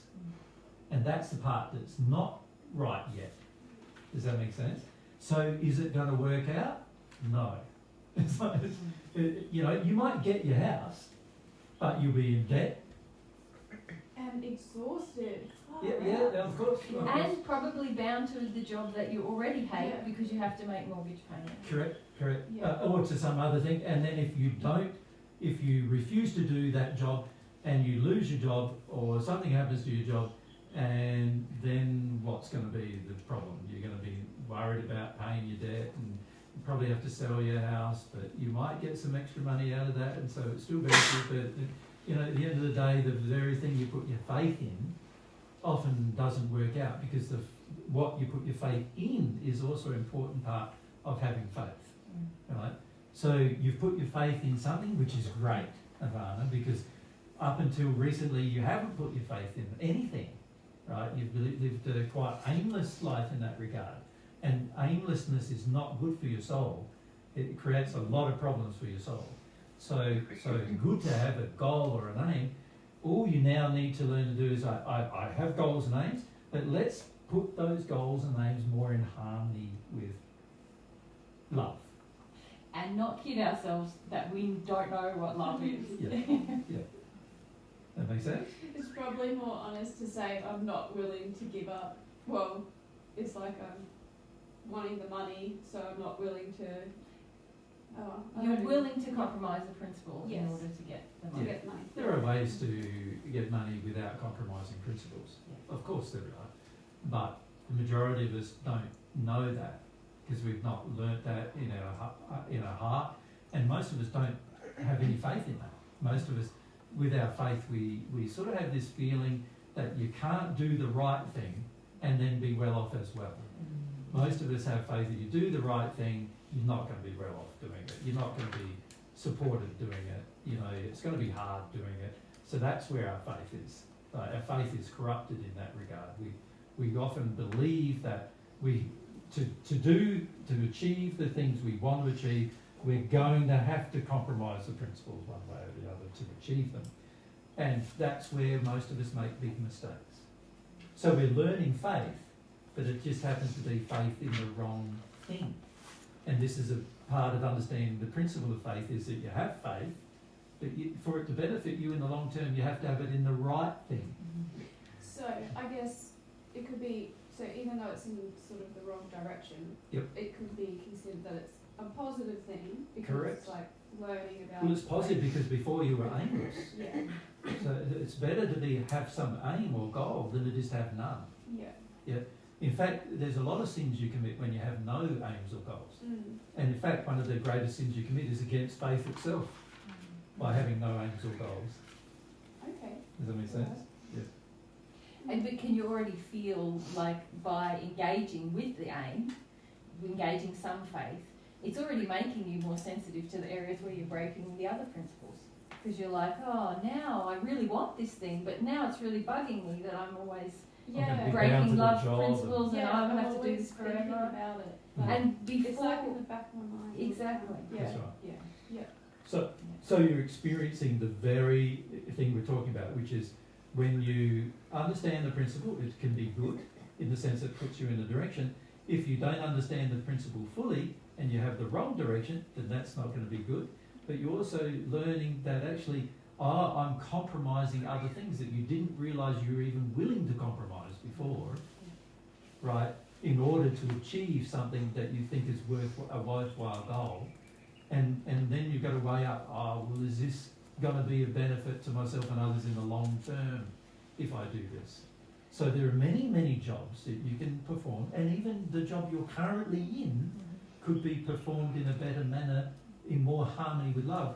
And to be frank, what I see a lot is that in disability support, for example, it could be there could be a lot of things done to bring it into harmony with love, and it would benefit the people who are doing the support as well as the people who are being supported. But the average person doing the support doesn't want to do it, and the average person being supported doesn't want to do it either. And so it's probably not going to happen unless someone comes along who's sincere. Could be you. And it could be you. Me, if I developed some sincerity. And you would then recognise the wonderful benefits of doing something that's good for you as well as for others in a sincere place. Can we just say one final thing about faith, and that is often this example that Jesus gave where you're growing, you're starting to understand the quality of faith by understanding, when I go for something and I want it, I can work towards it and it's starting to happen. But a lot of people engage that first learning about the principle of faith in their sin. And the danger for you and others with your injury set is that when you start to develop in faith and then you realise it's in sin, or it doesn't go well because you haven't dealt with other areas where you're breaking principles, is to give up on faith altogether and go back to So don't do that. So don't do that. Know that you're in the process of understanding this principle of faith, but that's making you more sensitive to the principles of truth and love, and it's bugging you, and that's a good thing that God designed for us to become sensitive to all the principles and just be in a process of refinement continually. Thank you. Yeah. So that example we just gave is an example of the principle of faith and how it can affect your life in a practical manner, isn't it? And this is the same with every principle. And the beauty of it is if you apply the principle, you can apply it to every situation. So if you come to feel the principle in your heart, what happens quite naturally is you start applying that principle to every situation you're in. And so an example of that is, let's say you have faith that meeting people's addictions is not a good thing. So let's say you develop faith in that. So in other words, you have faith that you must not meet a person's addictions and it will bring the best outcome. So that's what you have faith in. Let's say. Or can we say it in a more direct way? The best thing I can do is not meet people's addictions. Yeah. And you have faith that that's true. Right? So when you have faith in that, every time somebody tries to engage you in addiction, you just won't do it. Right? And you'll see the benefits of not doing it in every case. Like where it would have led you and then where you didn't go because you didn't do it. Where that other thing could have led you and you didn't do it, and so it didn't lead you down that garden path either. And you start seeing all the benefits of it and you start measuring it. But if it's in your heart, you can do that. If it's not in your head or just as a concept, you're not going to do it. People are going to engage in addiction with you, and you'll be right. You'll be right in it, and then afterwards you go, there I was in that addiction again. But because you don't have faith that not responding to a person's addiction is a good thing, you keep responding. You'll keep responding to their addictions, thinking that you're doing good when actually it's just harming you and them. And the consequences will be shown to you quite clearly through that. So there's another example how faith in a truth, which is not to meet people's addictions. So that's the truth.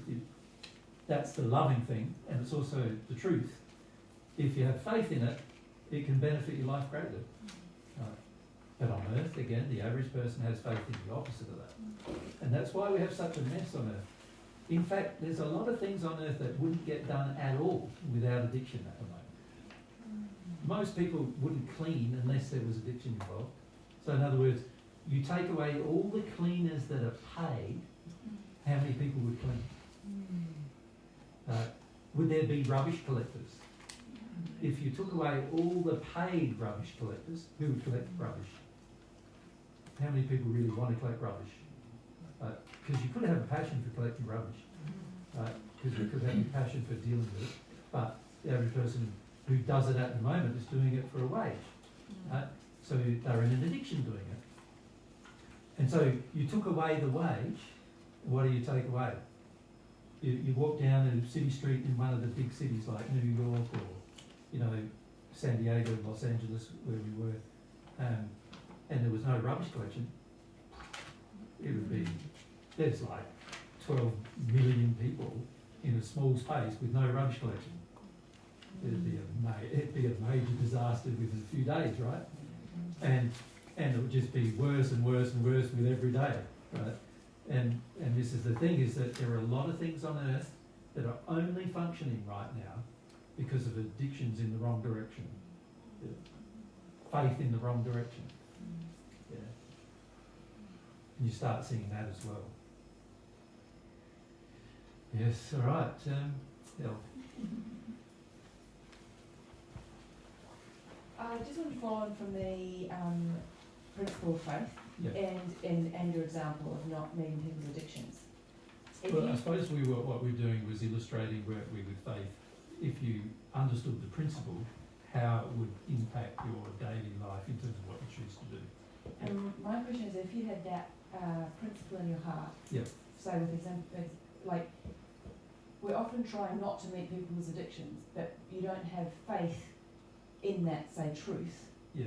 And so Then then you'll still continue to you be continue to, addictions. but if you had the faith, would it be a feeling because you'd automatically recognise that it was addiction because there's this feeling that happens? Correct. So this rather is than try so before you hard. even understood the sort of even the badness of addiction. If you had faith in the truth that addiction Meeting addictions is bad, or always leads to bad. always things. leads to badness, then you could see it would help you a lot to recognise the potential addictions that could lead you astray, Yeah. one way or the other. And you wouldn't have to know all of them or understand a whole lot of stuff because the principles, I don't really understand how, but it's... Well, you become, when the principle is in your heart, you become sensitive to every time it's broken. So this is a very interesting part about principles, is like, if the truth principle is in your heart, then every time you've acted or somebody else has acted out of harmony with truth, you feel it straight away. Yeah. When it's in your head, you don't know.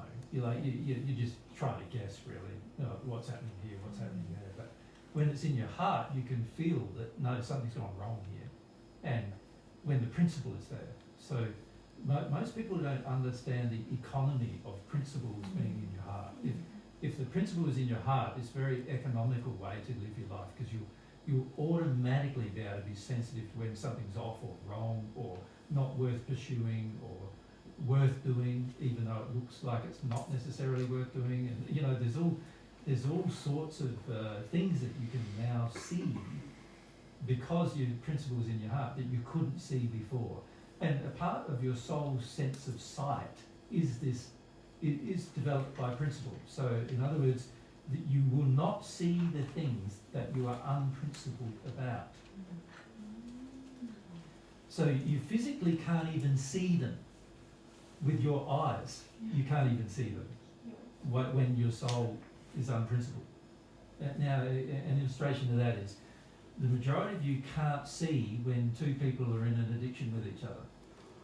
And that's because your soul, your physical eyesight is responding to the lack of principle in your soul about that matter.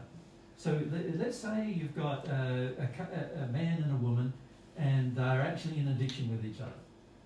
For many of you, you can't even see that.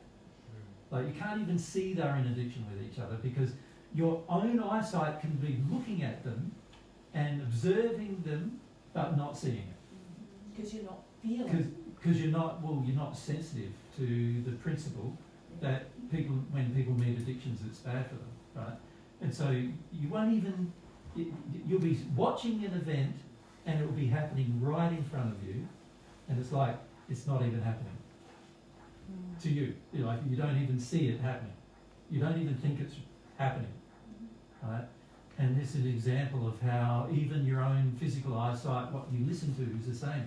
Many people hear conversation and they don't really hear conversation, and because most of us hear it through our lack of principles, right? So the lack of principles affects your hearing, your eyesight, your sense of touch, taste, touch, all sorts of things. Your lack of principles affect. And most people don't realise how practical it is to have principles, because they don't see the relationship between the principle in the soul and how it affects the sensory application in the two bodies, physical and the spirit body.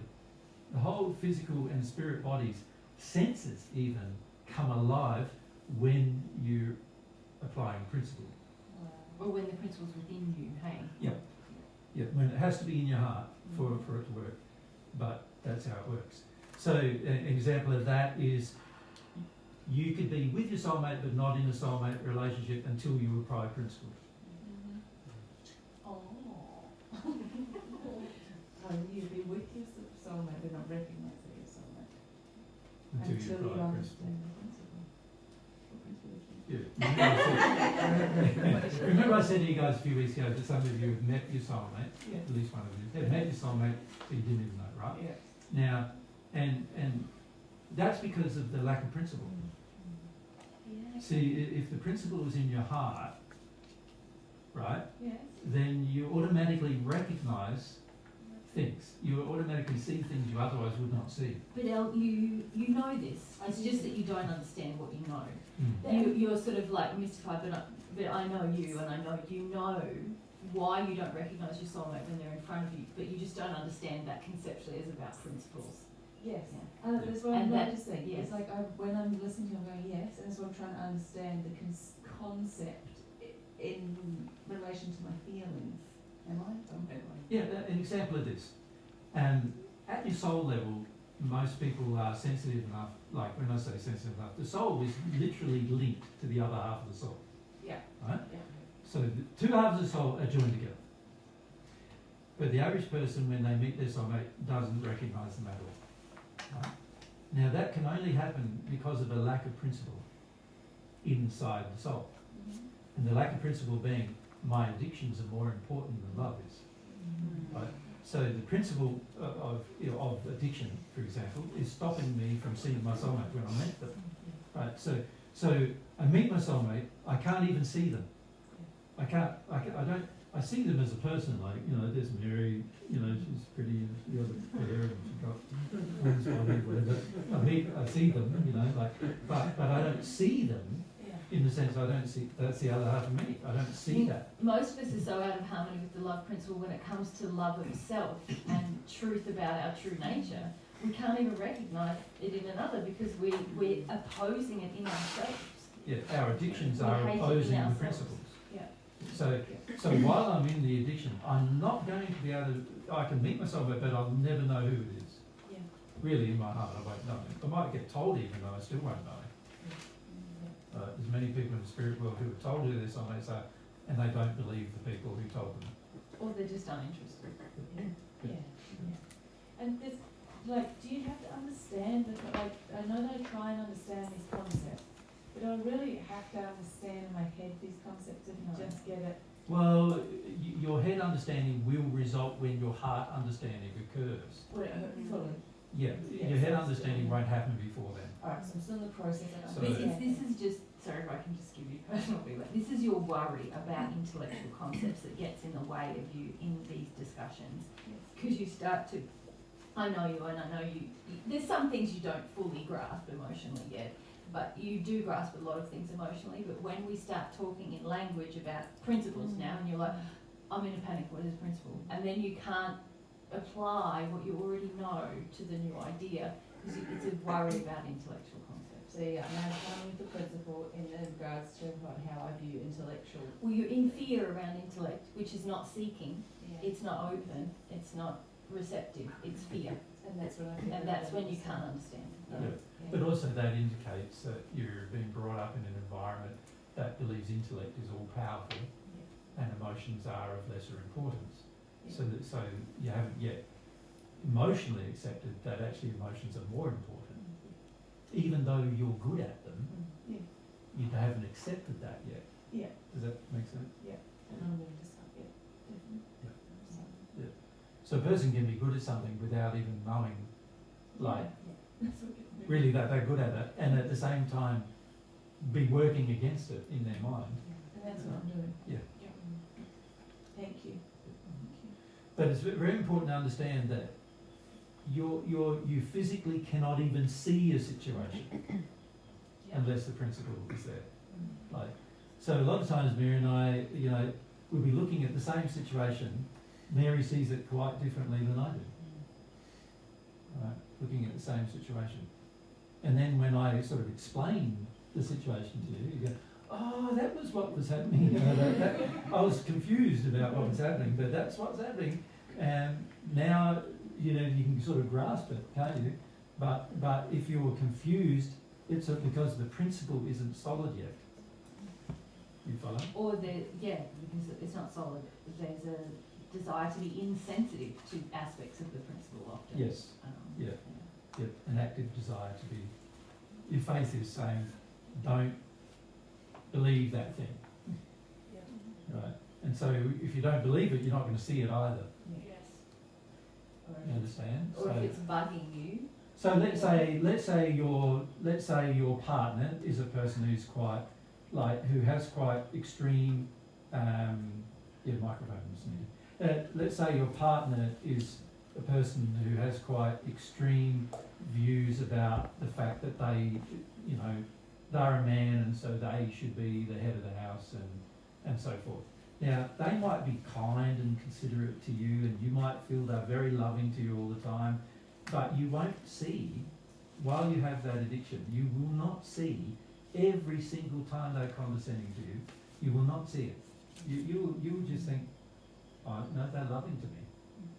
When he said he's going to look after me, he was loving to me, not, oh, hang on a sec, I don't need looking after. Like, there's something wrong with that, right? You'll see every time, when the principle is in your heart, you'll see every time he's acting out of harmony with it. Yeah, not just selectively. Not selectively, yeah. And you won't, and you'll definitely not prefer him acting out of harmony with the principle. Yeah. You'll feel you'd want him to act in harmony with the principle, and whenever he doesn't, you go, I've got to say something about that, I've got to do something about that.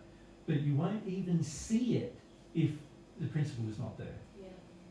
So there are many people we met on this trip, particularly in America. We met many people on this trip, many women on the trip, who fundamentally are ruled by their husbands while they believe themselves to be free women, liberated women. And yet they were completely dominated by their husbands. Yeah, and these are women who have listened to Divine Truth for 15 years. Completely dominated by a husband. Can't see that they are even. Can't even see it. Quite obvious when you look at it, when you look at the situation, when the principle was there, wow, this is really bad, what's going on here, here's what you feel, and yet they can't see it at all. And so when we first start listening to Divine Truth, because we are principle-less from God's perspective. Well, it's rare to find a person without any principles. Okay, so we have misunderstandings, or we just are not necessarily in harmony with God's principles in the way of. Correct, we're out of harmony with a lot of them. And that's why we're so blind. Yep. That we can't see things. But so the average one of you, when our dealings with the media, you can't see how bad they were. Many times you come up and say, oh, that wasn't so bad, was it? And we go, how do you work that out? It was so bad on so many levels. And yet you think it's great. Or you think it's okay. The average person can't see it because the principles are not there. You see, when the principles are there, you'll see it. This is why a lot of people don't want the principles there, because they don't want to see things. That's what I was getting at. Like, sometimes you and I are bugged by things, but we are resisting really seeing the principle, because then there would be the feelings that we have to feel and the actions we know we would want to take. That would create potential further issues that you don't want to have. More feelings, More basically. feelings, Yeah. right? And so our faith is corrupt in that area. And Correct. if we develop the actual faith principles in that it's better to feel everything even if it's really hard. Yeah, We're yeah. there to be much more sensitive and know, the key would be very knowledgeable about what exactly it was that was the problem. Correct. Exactly. Not Yeah. just being Yeah, and you see it straight away. It's very economical once the principle's in your heart.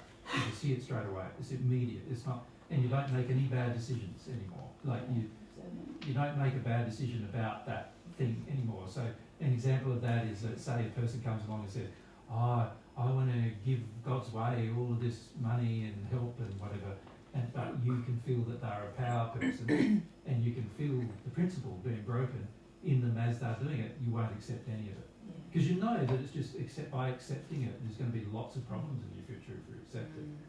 You understand? So you won't break the principle. Yes. Yeah. But a person who doesn't want to see the principle, "Oh, isn't that wonderful? This person's helping out so much. Isn't it great? You know, let's go ahead with that." Not realising that you're creating the road to hell for yourself and whomever is with you by just making that choice to break the principle that you didn't even know you're really breaking because you didn't know what the principle was in your heart. Yeah. It's and so this is the thing about the principles. Once they're in your heart, once you know you're gonna that a choice would break them, you know, oh, this is not going to turn out good. You know, any principle broken, there's lots and lots of laws broken. When there's one principle broken, lots of, you know, so you could, on the average, when you break one principle, you're breaking thousands of laws, right? That, you know, there are millions of laws pertaining to the soul and how the soul works, and you break one principle, you break thousands of them at a time. Like, of course, it's not going to turn out good. You uphold the principle, you're not going to break all of those laws automatically. You don't even need to know what the laws are. You won't break them.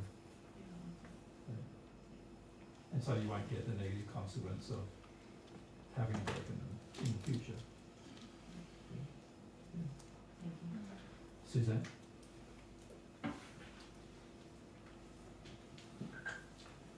I remember once Mary saying that whenever something happens, anything, if there's an off feeling, like sweat the small stuff, really, I guess, pause and really feel. And I just wondered, like, how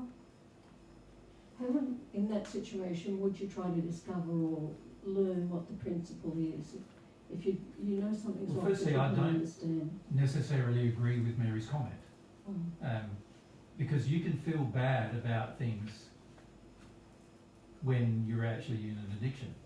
I know, sorry, hang on, let's qualify So what my you need to statement qualify was. the comment. This was many years ago, I said Yeah, that. yeah. But I still agree that if there's something troubling you in an interaction, there's often the temptation in daily life to just skip over it if it's small enough.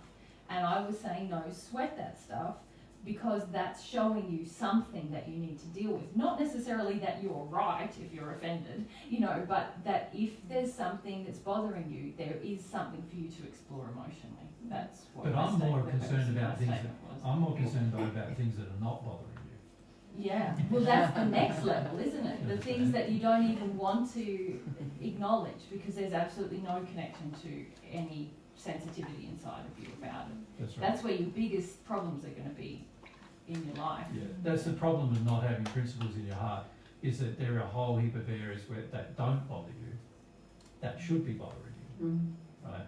So while I agree with the comment Mary's made about just now about the fact that you know, if there are often very large issues within small minor details, very large principled issues in sometimes those small minor details. At the end of the day, it's all the ones you don't see that are going to be your worst problem. And if the principle is in your heart, you will see it. But if the principle is not in your heart, you will not see it. Right? And so it's all the problems you don't see that are going to cause you the most difficulty in your future. And can you see, Suze, why we've been talking the last 2 weeks about if you put the principle before your sin, even the things that bother you, if you're really seeking that principle, then more things will be exposed to you, not just the ones that currently are. and this is the difference that Jesus was trying to explain last weekend about if you just focus on the things that bother you, it's going to be a very limited progression. It's going to be limited also to what you think the truth is about these interactions. Your addictions, in other words. Whereas if you seek the principle and you fall in love with the principle, now you're going to be humble to your own errors as well. You're going to be humble to your own misconceptions, your own untruth, and you're going to be sensitive to what's going on everywhere around you as well. You think about this, who's in a relationship. The average person's only bothered with their partner when their own personal feelings are offended in some way. Now, that means that if you're accessing things through your own principles, which the average person in a relationship is doing, that means that I have a set of principles in me, which are not in harmony with God's, but they are mine. And Mary has a different set of principles in her, not in harmony with God's, but that in her. And this often will come from our histories and our background, our experiences and our own sin that we've committed. So now when we get together, we're in a partnership, in a relationship, and whenever Mary offends me, I'm thinking she's breaking my principles. She's not loving me. She's not loving me, she's breaking my principles, right? Whenever Mary feels offended, that's because she feels I'm breaking her principles, right? But there's no consideration in that place as to what principles are actually true or not. And actually the origin of that comment, I think, is actually based on very early in our relationship, where I realised if I'm a bit bothered by something Jesus is doing, it doesn't necessarily mean I'm righteous. It means I have something to look at here about what is my expectation, do I have the right definition of love, all this sort of, which is really principled inquiry of myself about the small stuff, if you like.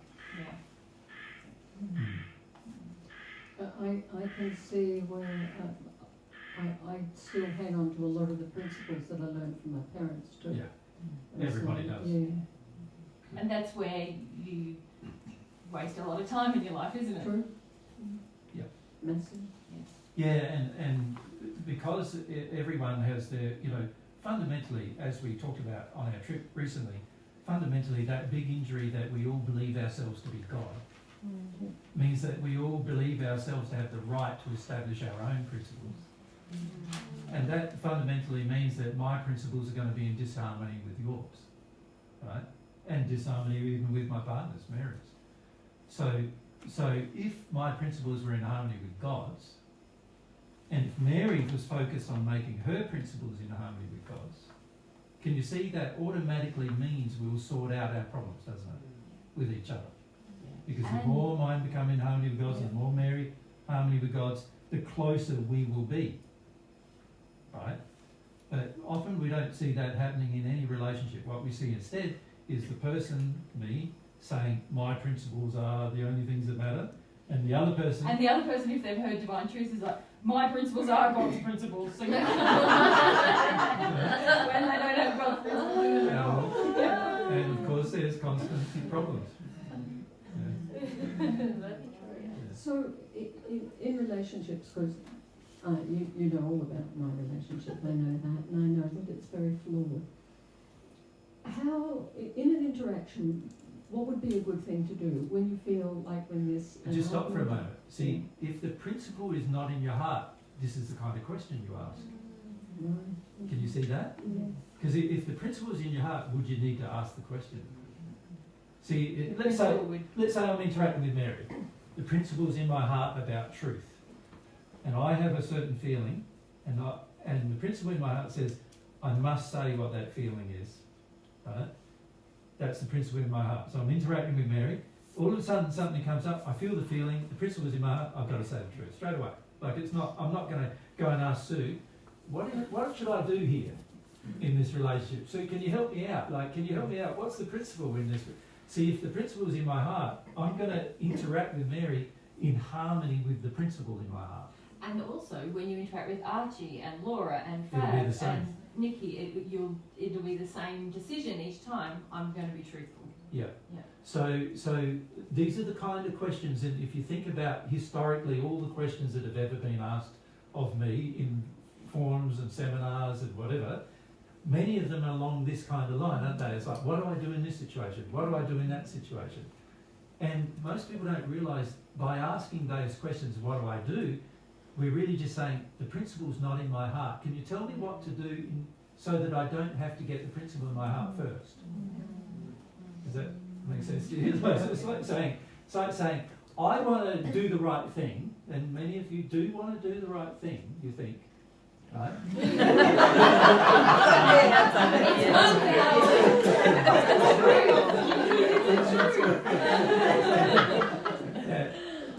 I'm not trying to be cheeky about it, but that's just how it is. So you think you want to do the right thing in your heart. So, but the right thing is to get the principle in your heart. That's the right thing. So let's say I know the principle's not in my heart because every time I come up with a situation, I don't know what to do. I go, what do I do here? This seems like pretty tricky. Oh, what do I do there? That seems pretty tricky. It's funny, in the groups we just had, you could talk for 18 hours straight about a principle, and somebody come up at the end of it and ask you a question about what they do in a personal situation. And you go, you didn't hear 18 hours of discussion, because if you applied the principle and it was in your heart, you'd know what to do. We wouldn't have to have this conversation. So even it's good to recognise too that whenever we say, what do I do? It's really proof that the principle isn't there yet. Because once the principle is there, I will know what to do. And I will know for certain that it's going to be the right thing to do. Without equivocation and without any doubt, I will know it's the right thing to do once the principle is in my heart. And you love the principle more than you love your relationship with me. Or love myself even, and my own feelings and emotions and my own responses, my own life and everything. I will love the principle more than I love my own life, because I understand that the principle is what brings my whole life meaning and happiness and purpose, and right. So I love it even more than I love my own life. Right? And to get the principle in you, you won't have to wait for a situation with. You have to develop that love of the principle and receive it into you, and not just wait for the interaction, say with your partner or your friend or whatever, to trigger you into growth or change. Mind you, that can help. Of course it will. Yeah. But you're better off doing the principle before that situation. If you seek it before those interactions, then when you get to the interactions, you'll be like, here's I can experiment with the principle. Whereas most of it just like, everything's fine. Oh, now there's an interaction. Shit, what am I doing? So everything's calm and relaxed and everything in the relationship, everything's fine. But as soon as there's a challenge in the relationship, so what do I do? What do I do? It's like deer in the headlights, like, and that's how we are. We because the principle is not there yet. See, when the principle is there, when you're presented with a situation, right, I know what to do. And in fact, what happens is you do it immediately without even thinking about it when the principle's in your heart. You don't even need to think about it. This is you why just automatically do it. This is why Mary is awake from 2:30 a.m. and Jesus sleeps like a baby. Because Mary's like, I don't know. Jesus is like, this is how I interact. When you fight the principle, when you still learn the principle, when you all these things, it creates all this turmoil that is gone when the principle is there. There might be more emotions when the principle is there, but the turmoil. This is what I observe. Yeah, it was interesting when we were away, because a lot of people come up in their addictions and want certain things, and the more in harmony with the principle you are, the less you meet everybody's addictions, of course. So, and it's not a decision, like it just happens. Like, it's like, so people come up and I say, I'm not interested in talking about that. It's like, and it's like shock on their face and everything, and straight away they're triggered into certain things, and that's what I felt to say, and that's what I'm saying. It's automatic, but it's not like I didn't have to think that that's what I would do. See, a lot of people believe that I plan out my conversations with I plan a conversation with anybody. Because when the principle's in your heart, it's like, here's a conversation. The principle's in your heart. You act out the principles in the conversation. That's how it is. You're not trying to plan and prepare yourself and write a whole heap of notes for yourself and all of this. Well, what do I do? You know, because the principle is present inside of you. So I would say to you, Suze, asking the question about your relationship. Get more of the principles in your heart and you'll know what to do. Does that make sense? Now, while I could say to you, do this, do that, do this, do that, at the end of the day, if I'm saying that to you without the principle in your heart, I'm actually working against your current will. Does that make sense? Yeah. So you'll notice a lot when we give examples, we talk in generalities. In some cases, we talk with you specifically. The times when we talk with you specifically about your personal issues is when you've asked us specifically about your personal issue, right? Because in that moment you've created an opening which allows us to not have to overcome your free will to give you an answer, right? Now, if you think about the principle being in your heart, your free will is always going to be in harmony with the principle. So when Elo comes and asks me a question, I can often just say, like it's often a 30-second conversation. You know, many of you think I have long conversations with everybody, but I actually don't. I have very short conversations. The more humble you are, the shorter the conversation. And you can just have what about this principle, that principle, this principle? And who goes away thinking about it, goes, yeah, I can see this and I see that. And does that make sense? Like, once a person is starting to connect to the principle, you can just say, here's a principle, here's a principle, here's a principle, what would you do? And the person can automatically go, yes, I didn't, you know, and they start having all this awarenesses that develop because they're in more harmony with the principle. So we could say, we could say a whole list of things to do within your relationship. Some regarding faith, some regarding truth, some regarding love, some regarding addiction, you know, some regarding responsibility, some regarding other principles. But if the principle's not in your heart, you'd be picking through it with your mind, going, really there? How does that apply here? I feel a bit confused there because it seems to be different there than when it's here. And you know, you start to get into that stage where your fear, you could say your panic, is dominating everything now. And so now you're very prone to influence and bad decisions, right? When the principle is in your heart, it's not like that at all. You're always prone to making the best decision in the moment when the principle's in your heart. So when you ask, what should I do in my relationship, the first real question should be, what should I do with myself to get myself in harmony with the principles, right? So that I can sort out my relationship. Can you see the difference, Sue? Well, I understand the mess that I'm in. I mean, it's a bit like a bull in a china shop trying to make rules out of divine truth. Yeah. And it just doesn't work. That's right, because the principles are not in the heart yet, right? So you know it's not working, so that's good. You know the relationship isn't working as well as you would hope, that's good. You know that it brings pain, that's good. So this is measuring the results of current actions. All of that is good. This is a part of the compensatory effect of the law, saying, not working, not working.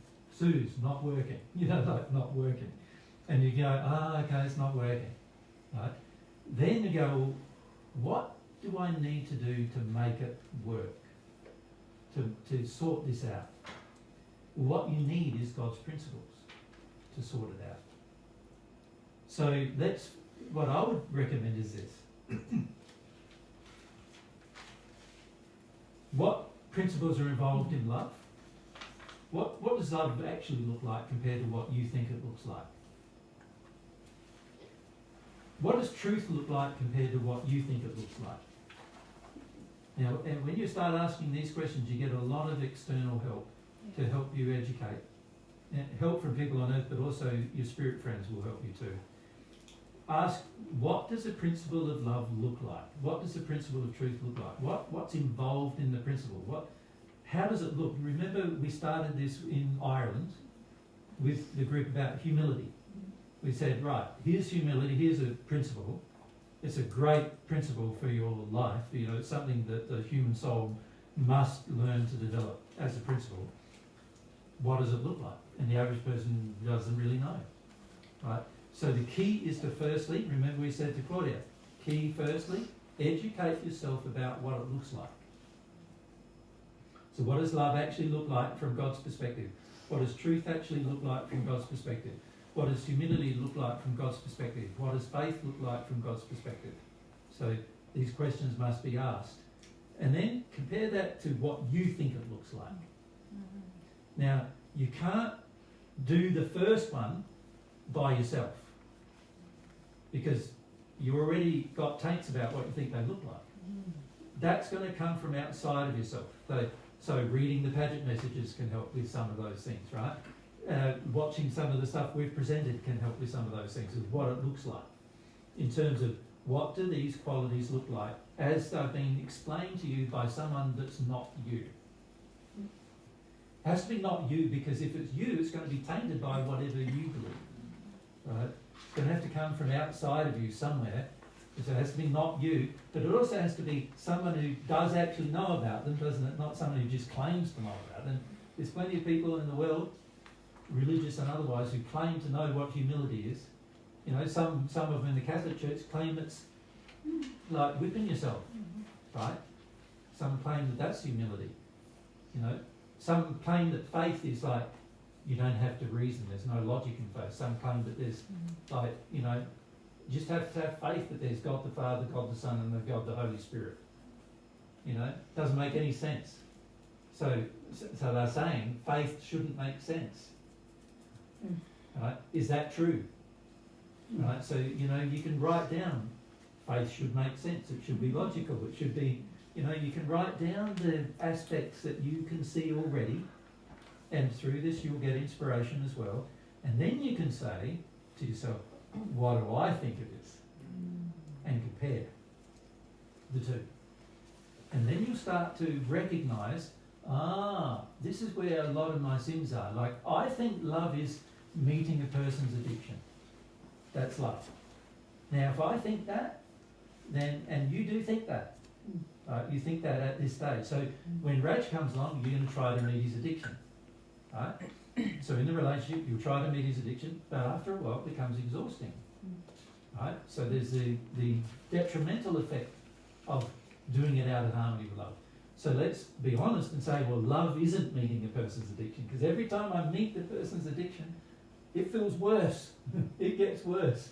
So obviously that's not good. So I'm going to have to stop doing that. So there's one aspect of love. So now Susan go, okay, if the one aspect of love is that I shouldn't ever meet my partner's addiction,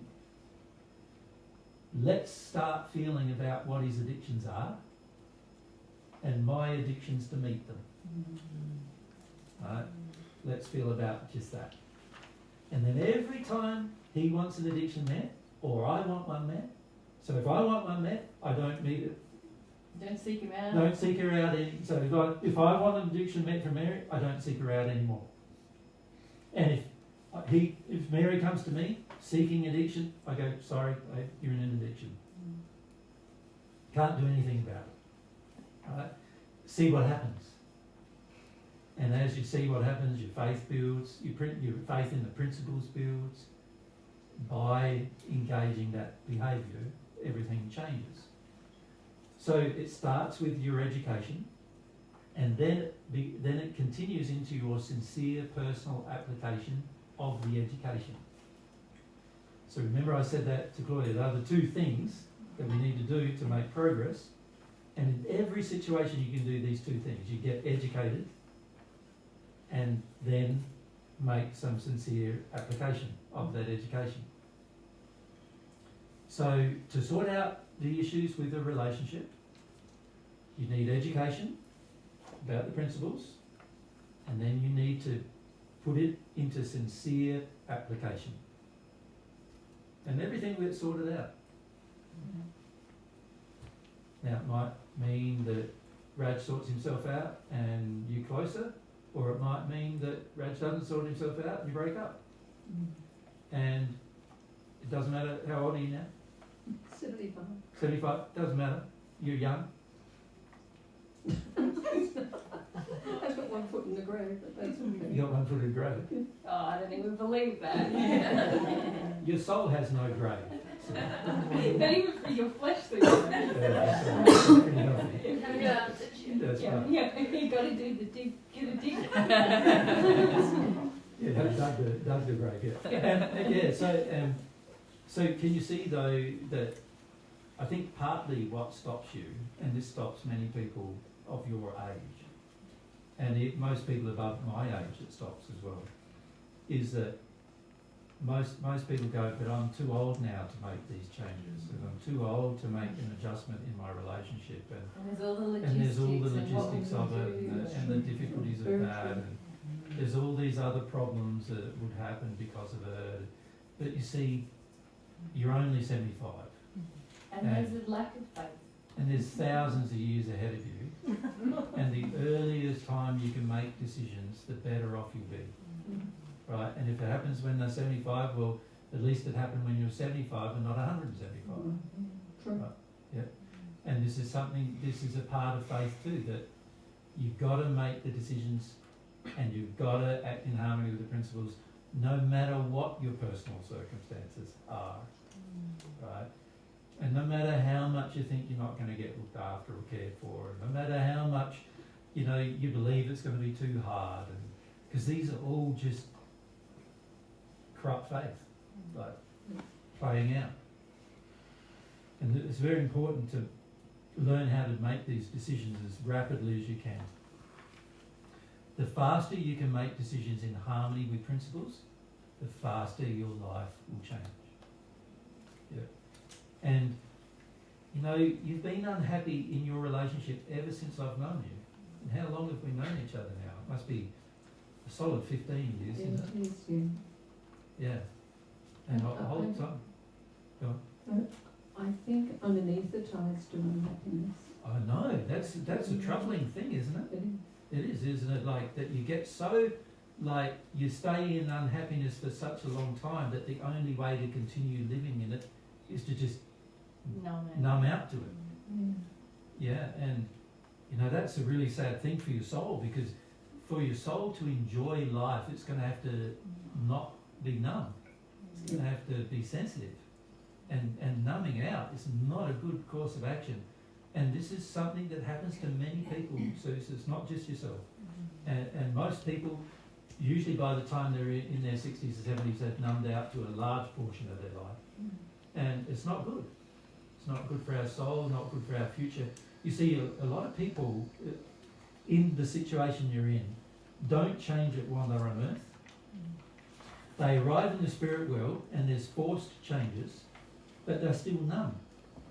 And it takes time, sometimes many years, for them to unnumb themselves, like to get back their sensitivity that they have as a child. It takes many, many years for many people to get back that.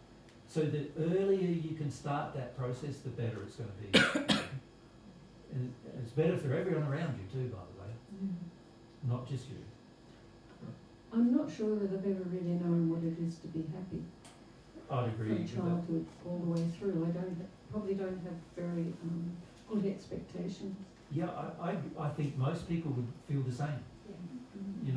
It's a rare thing to find a person who's like quite joyous and happy about everything in their life, right? Yeah. Very rare on earth. And, there's lots of reasons why that's the case, but don't numb out to it. Go through it. Have some faith that if you go through it, you'll be happier and faster. Like what I see people doing is numbing out, thinking that it's going to be a solution to something.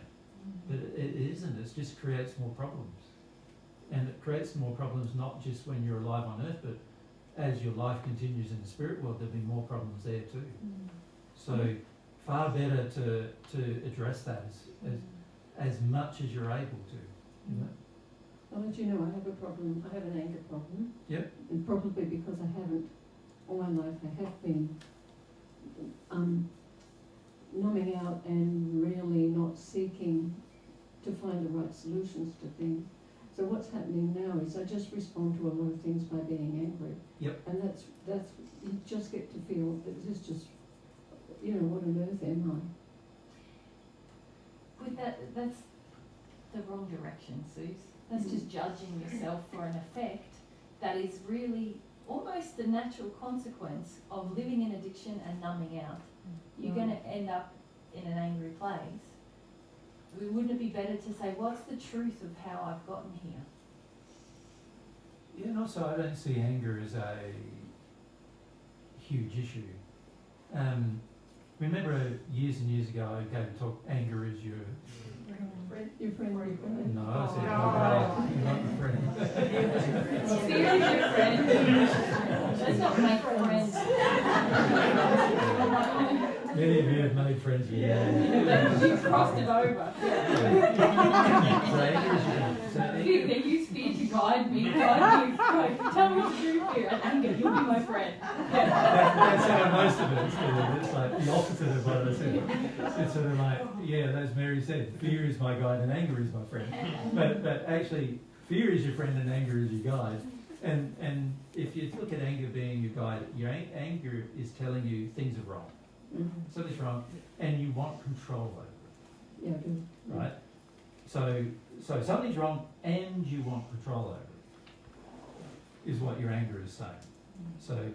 So if you're more aware, if you want to become more aware, more principled, you would go, I see my problem, my anger, this is guiding me to my problem, but instead of me staying in anger, it would be better to be more principled and go, okay, what is it guiding me to? Like, instead of controlling with anger, what do I need to feel instead? Right? But to a large degree, a lot of people are in a state of anger because they don't want to take action. Yeah. Right? So they want a different solution than them having to take an action. So in other words, let's say I feel Mary doesn't love me. Right? So my feeling would then be, Mary should love me. She's the one who needs to do better, not me. Right? So what I do then is get angry every time I feel she doesn't love me. So my anger is trying to say, Mary, love me. Mary, love me. You understand? My anger is saying, don't feel how Mary doesn't love you. Just be angry with the fact she doesn't love you, and force her into loving you, is what my anger is doing, right? So my anger is trying to get control or command of the situation so that I don't have to feel unloved, right? So in that regards, my anger is helpful in the sense that it's guided me to the problem, but every time I act in my anger towards the other party, I'm actually now trying to gain control over the problem. And not feel this other thing. And not feel what I need to feel. Right? Now, we've taught you this over and over again, right? Over the last 15 years. So, if I was principled, what would I do? I would go, yes, I'm angry. Wouldn't I? Don't because I have to be judge it. truthful. I wouldn't judge it because that's just trying to shut down the anger, which is a shutdown of something else. So, yep. I would also have to be truthful and say, I want control of something here. What do I want control of? Wouldn't I, if I was principled? I would have to do that for myself. And I'd have to not take it out on the other person, even though I feel like I really want to. I would have to not do that, wouldn't I? If I was principled, I wouldn't be able to let myself do that. I'd rather go out and kick a punching bag rather than do that, or rather go out and have a yell and scream outside rather than do that, or anything but do that, right? And now I'm left with my feelings that I'm trying to control, which is wonderful. Because now I know what those feelings are that I'm trying to control. Right? The feelings that are out of harmony with love that I'm trying to control. Right?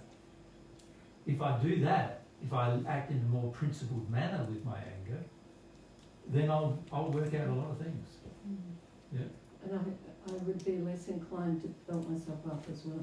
Correct. Yeah. Because the trouble with acting in anger is afterwards you feel guilty, and then you want to punish yourself for how badly you treated the other person, and then you go, well, I did the wrong thing too, they did the wrong thing, but now I've done the wrong thing, and you have all this oh, well, maybe I should let them do the wrong thing now because I did the wrong thing, you know. Maybe I should meet an addiction now because that's the one. I feel so bad. So bad after that, right? So you end up with this whole thing of where you're tolerating your own bad behaviour and you're tolerating their bad behaviour as well, and you know, and you're doing it because you're guilty of your bad behaviour, and you don't want to feel how guilty you are about your bad behaviour. So that you rather them be bad rather than you feel guilty about your bad behaviour, and it just goes on and on and on as to what we do when we're unprincipled. Right? None of which has to actually happen if we were principled.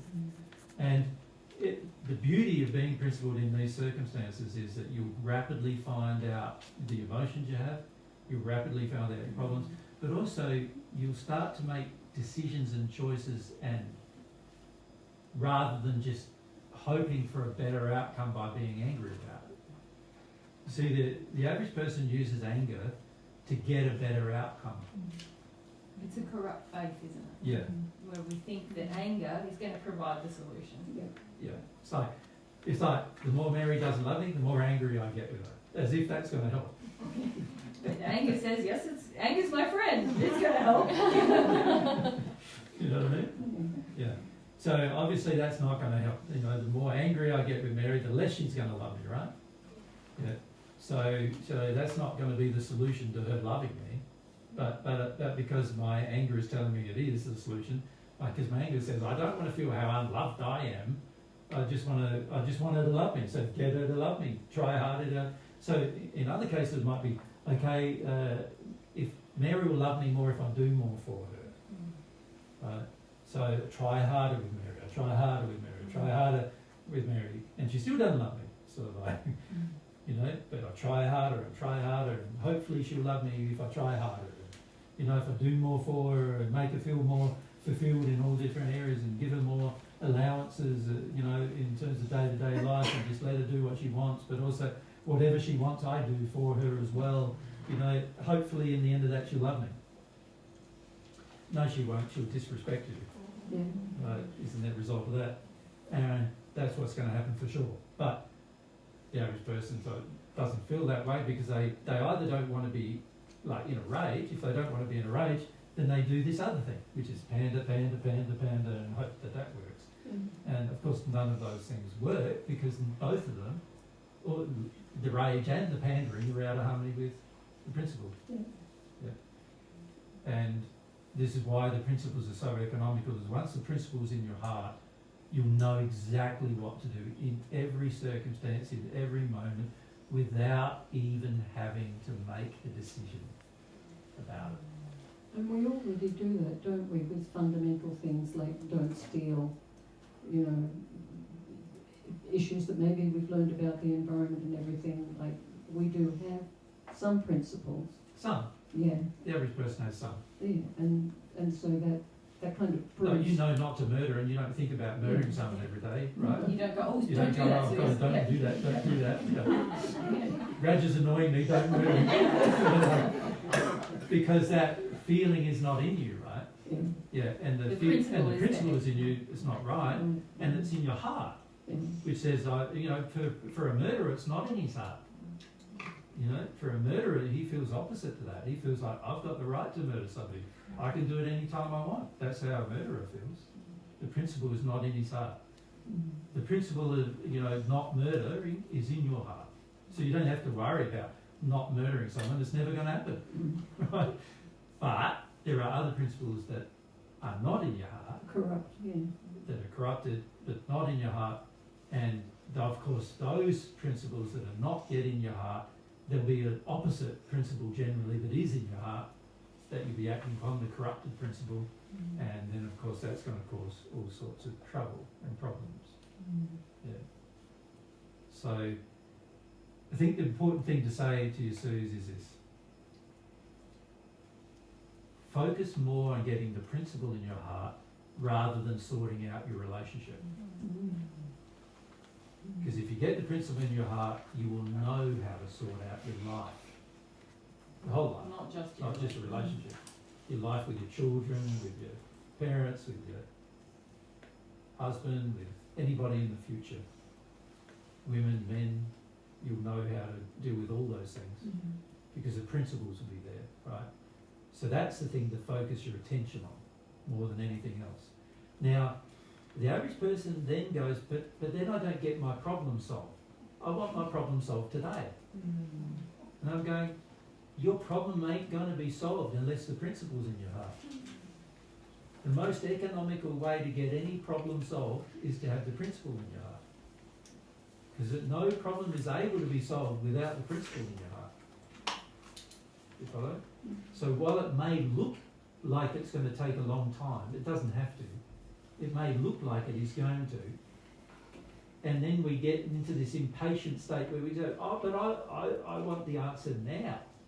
Like, I want the answer today. I want to sort this out today. Unless the principles are in your heart, you're not going to be able to sort it out today. Because you're going to be the person sorting it out. Yeah. And the principle needs to be in your heart in order for it to be sorted out. Like, no one else can nurse you through sorting it out. You're going to have to sort it out. And to sort it out, the principle has to be in your heart. Because you're not going to sort it out if it's not.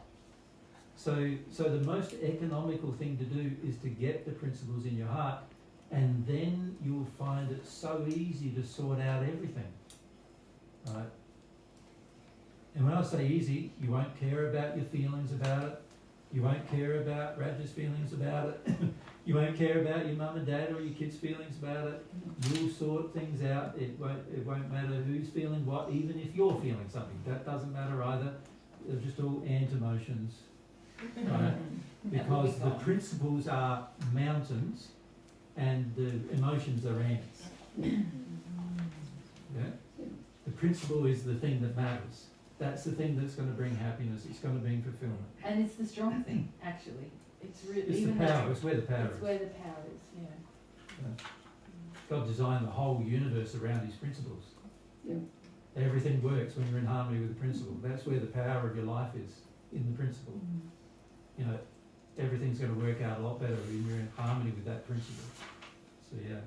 It's all the principles that I've broken in my life up to now that have landed me exactly where I am right now. Correct. That's very correct. Yeah. Yeah. And all the principles you break are all your sins as well. It makes sense. Yeah. So if you deal with the principles, you deal with your sins. That's an automatic consequence of having principle is that you deal with your sin. Yeah. Thank you. Sandra. Might be the last one, I think. Yeah, it's 10 past 4. 10 past. I just have a question about if God is omniscient, so God knows everything. Mm-hmm. How does God apply the faith principle in God's life? God doesn't need faith. So God doesn't actually have faith as part of God's soul. And God doesn't need it. When you have reality, you don't need faith. Makes sense. Faith is kind of like our aspiration towards reality, isn't it? Our grasping of more and more reality. Remember, faith is what you believe will be reality in your future. He already knows what's reality in his future. He doesn't need faith. Yeah. You won't need faith either when you know what's reality in yours. So if you like, because I know the question is coming from this idea that, well, everything that we should take on as a part of God, it's really like reality, God's reality, God's understanding. Yeah. Faith is a human principle that God designed for humans to have, so that God could share more and more and more things with humans. See, if you don't have faith, and this is even if we were one with God, you still need faith for your future, because you need to know, well, I want to find out this thing and I want to find out that thing. That can become a reality too if I find out about it. So God designed it so there are certain principles that are God's, and then there are certain principles that you must develop in your own soul. So God doesn't need humility either. Yeah, that makes sense. Why doesn't God need humility? Oh, God is humble all the time. Right? That's right. He doesn't need humility, he already has it, right? So, like, everything for God is a reality. It's not something for the future, it's for a reality now. The reason why we need to develop certain qualities is they're not our reality now, and they can become so in our future. So we need to develop qualities in order for that to happen. And faith it also resembles infinity, doesn't it? Like it's drawing it, like God is infinite, and that what we can gain from God is infinite. And faith is what draws us into that infinite relationship with God, if you like. Yeah. Yeah, because I was trying to feel like what that feels like from God's perspective. Yeah, you know? so there are certain qualities that God has inbuilt in God's personality and nature, right? Love, truth.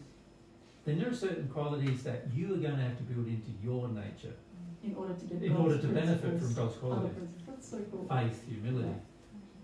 You understand? Yeah, so it's more like for teaching purposes of God's children that God designed those particular ones that God already doesn't. That God doesn't need Himself or Herself.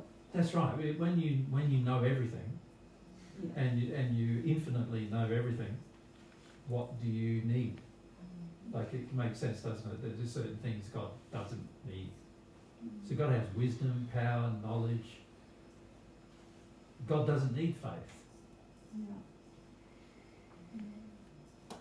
Yeah, I was imagining like God going, I know I'm going to make a great creature. And that's like faith kind of just in action. God doesn't But it's think not like that faith. even. It's like, once you come to know God more, you realise that God, as soon as God has a feeling to do something, it is done. It's a creation automatically. So, God doesn't have a thought attached to the feeling. It has a feeling and it's done. Yeah. The whole universe came into existence from a feeling from God. All matter came into existence from a feeling from God. Thank you.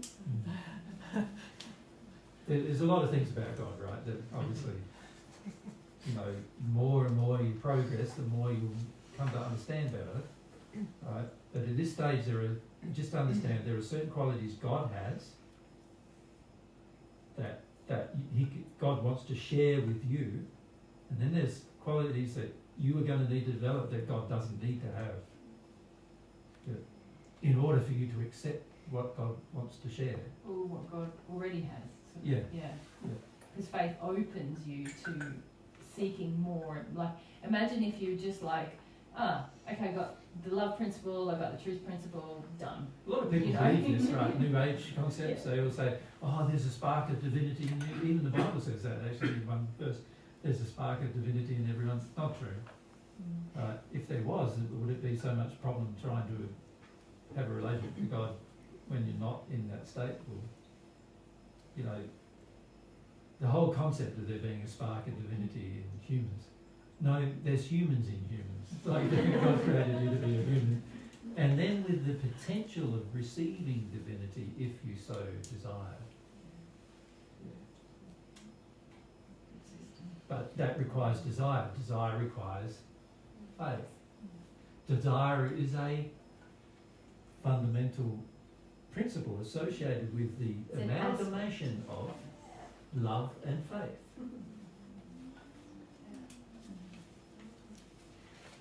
And God has lots of love and lots of desire. So it's lots of love. That's very diminutive of God, isn't it? So you could say the aspect of faith, which is a quality or you could call it a sub-aspect of desire, right? For us, God has desires, of course, but they're instantly fulfilled. So you could say in a way that God doesn't have a future desire, because all desires are instantly fulfilled. Except for God's desire to have a personal relationship with each of us. That's up to us. But God still has the desire for it. Yeah. So I suppose you could say in some ways God has some faith that might happen. But of course it's not really the right way to say it, because God designed it to happen.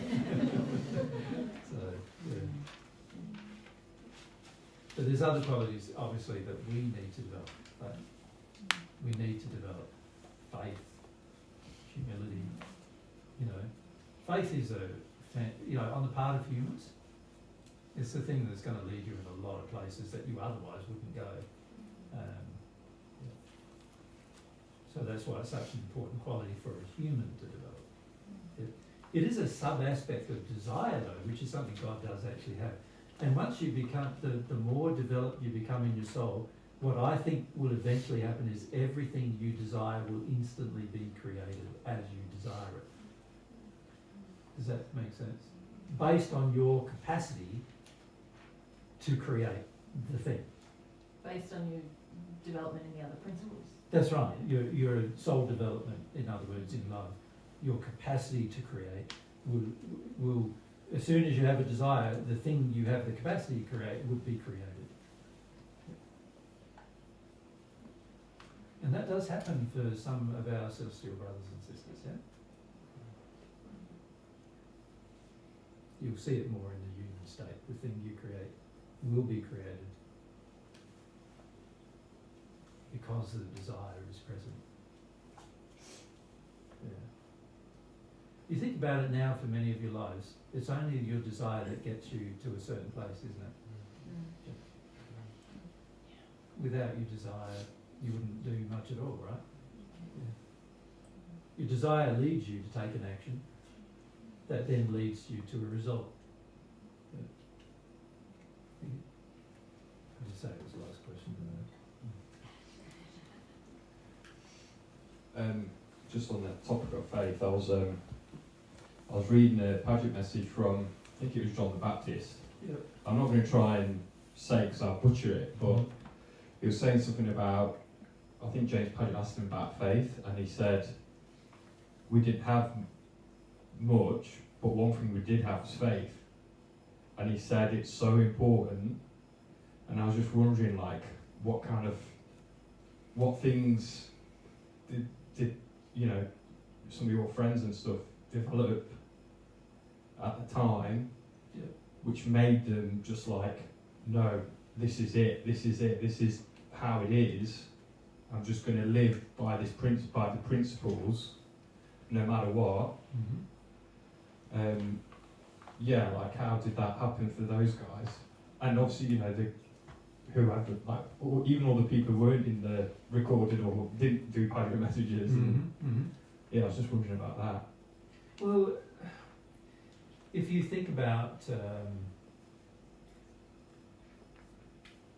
I would say in my first century life, the majority of people didn't have a lot of faith until I died. Like there were some, like Mary and John, the Apostle John, who had some faith before I died, but the majority didn't. Even though miracles were performed and other things happened, and it was evident through my behaviour that I loved them and cared about them and all these things, many of them didn't have enough faith before I died to believe everything I said. Well, they didn't have any love of truth external to their own version of truth for the majority. Yeah, or any faith or much humility or, you know, they had the same problems you guys have. Many of the men had the same problems, exactly the problems you have. Yeah. And of course, it was only over time through the development of their own, through experience and things being proven to them through their life that true faith got developed. So while John the Baptist had some faith, like he had faith that I was the Messiah, for example, before I passed, he didn't have a lot of faith in some of the things I said before I passed. Because if he had it, he wouldn't have kept doing what he was doing.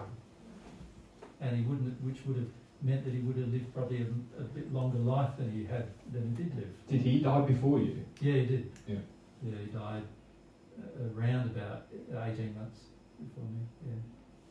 Yeah. And it was because he was quite antagonistic towards Herod in particular, who he didn't like very much.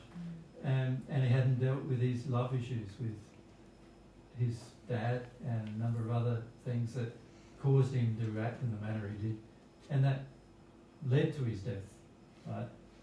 And he kept poking a spirit influence bear, which is what Herod was.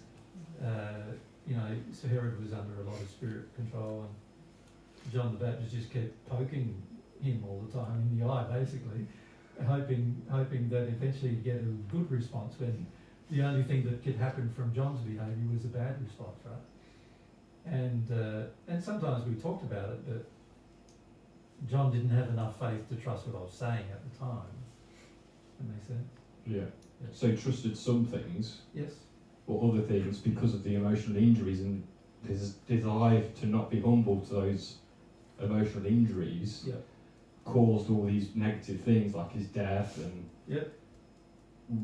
I don't know like where he first ended up in the spirit world or whatever, but He was in the first sphere. Yeah. Not in the hell cells, because he dealt with some of his own sin, and he wasn't a violent person. no. But he had quite a lot of addictions, like that he had to address, and he hadn't received much of God's love. But he did receive some before he died. Yeah. Yeah. Yeah. Yeah. Mm. And so he passed in a place that he would otherwise not passed into because of the fact that he'd received God's love, and then he had to make progress through the issues that he faced. But you're right in the sense that he had faith in the truth of it, although not a lot of faith in the specific things I was saying to him about his own problems. Makes sense? Which pretty much all of us have that problem. Pretty much, yeah. The You average know? person, Like the average person's pretty happy to believe what I tell them about God, the universe, and all these other things. And But other when- people. And other people, Yeah. But when it comes to believing the things I tell them about themselves, the average person that's right, yeah. doesn't really have much faith in it at all. Yeah. And doesn't learn to have faith in those things until much later in their development generally. But Nikki, it wasn't like a magical time where No. God's laws operated differently on individual people's No. souls. You know, it's the same process of developing faith that everyone then had to go through as what Yeah. everyone now has to Yeah. go through. The same process I'm explaining to you. Yeah. Yes, yeah. Yeah.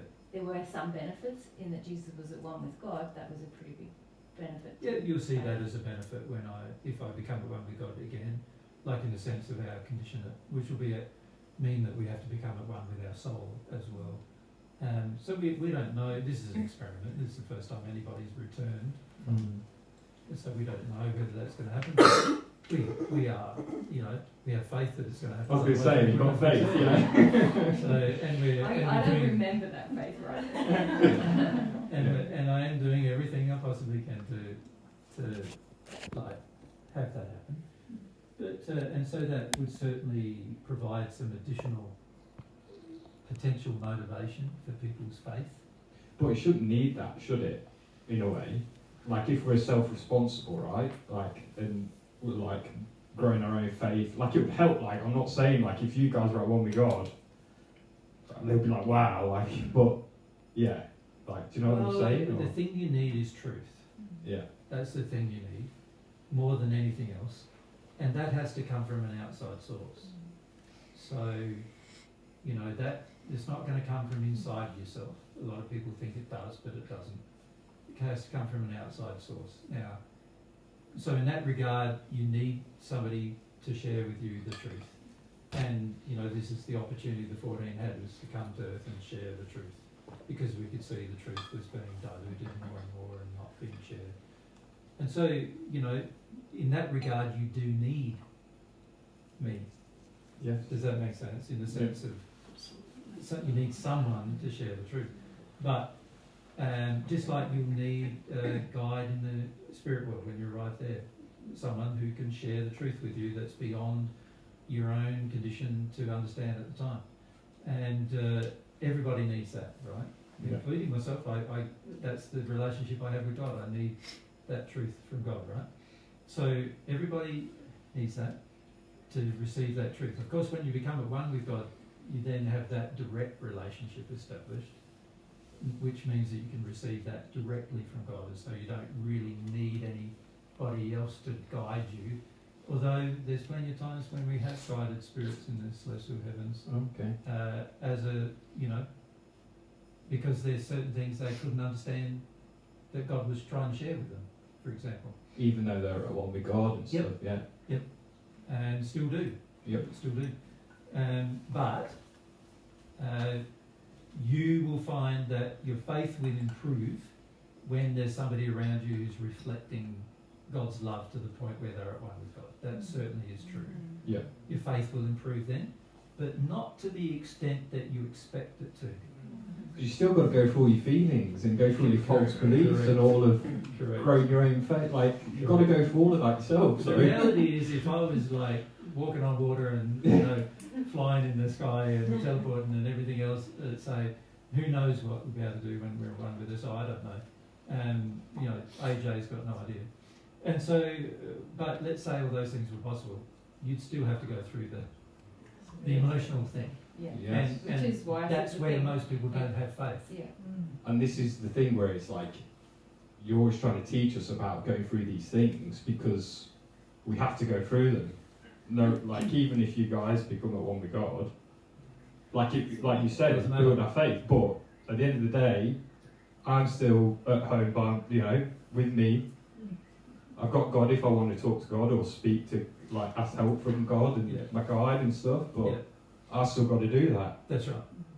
You know, you guys will be teaching, wherever, who knows. Yeah. You know, I'll be in somewhere else. Just, do I want to do this? Like, That's right. You'll be in the same state, deciding about whether you want to do what's been suggested. So it's one, like I said earlier to Claudia, it's one thing to receive the education, right? Many of you will get that education, and as time goes on, you'll get more education in faith as well. So you get that education, but there's the other aspect: is are you going to do it?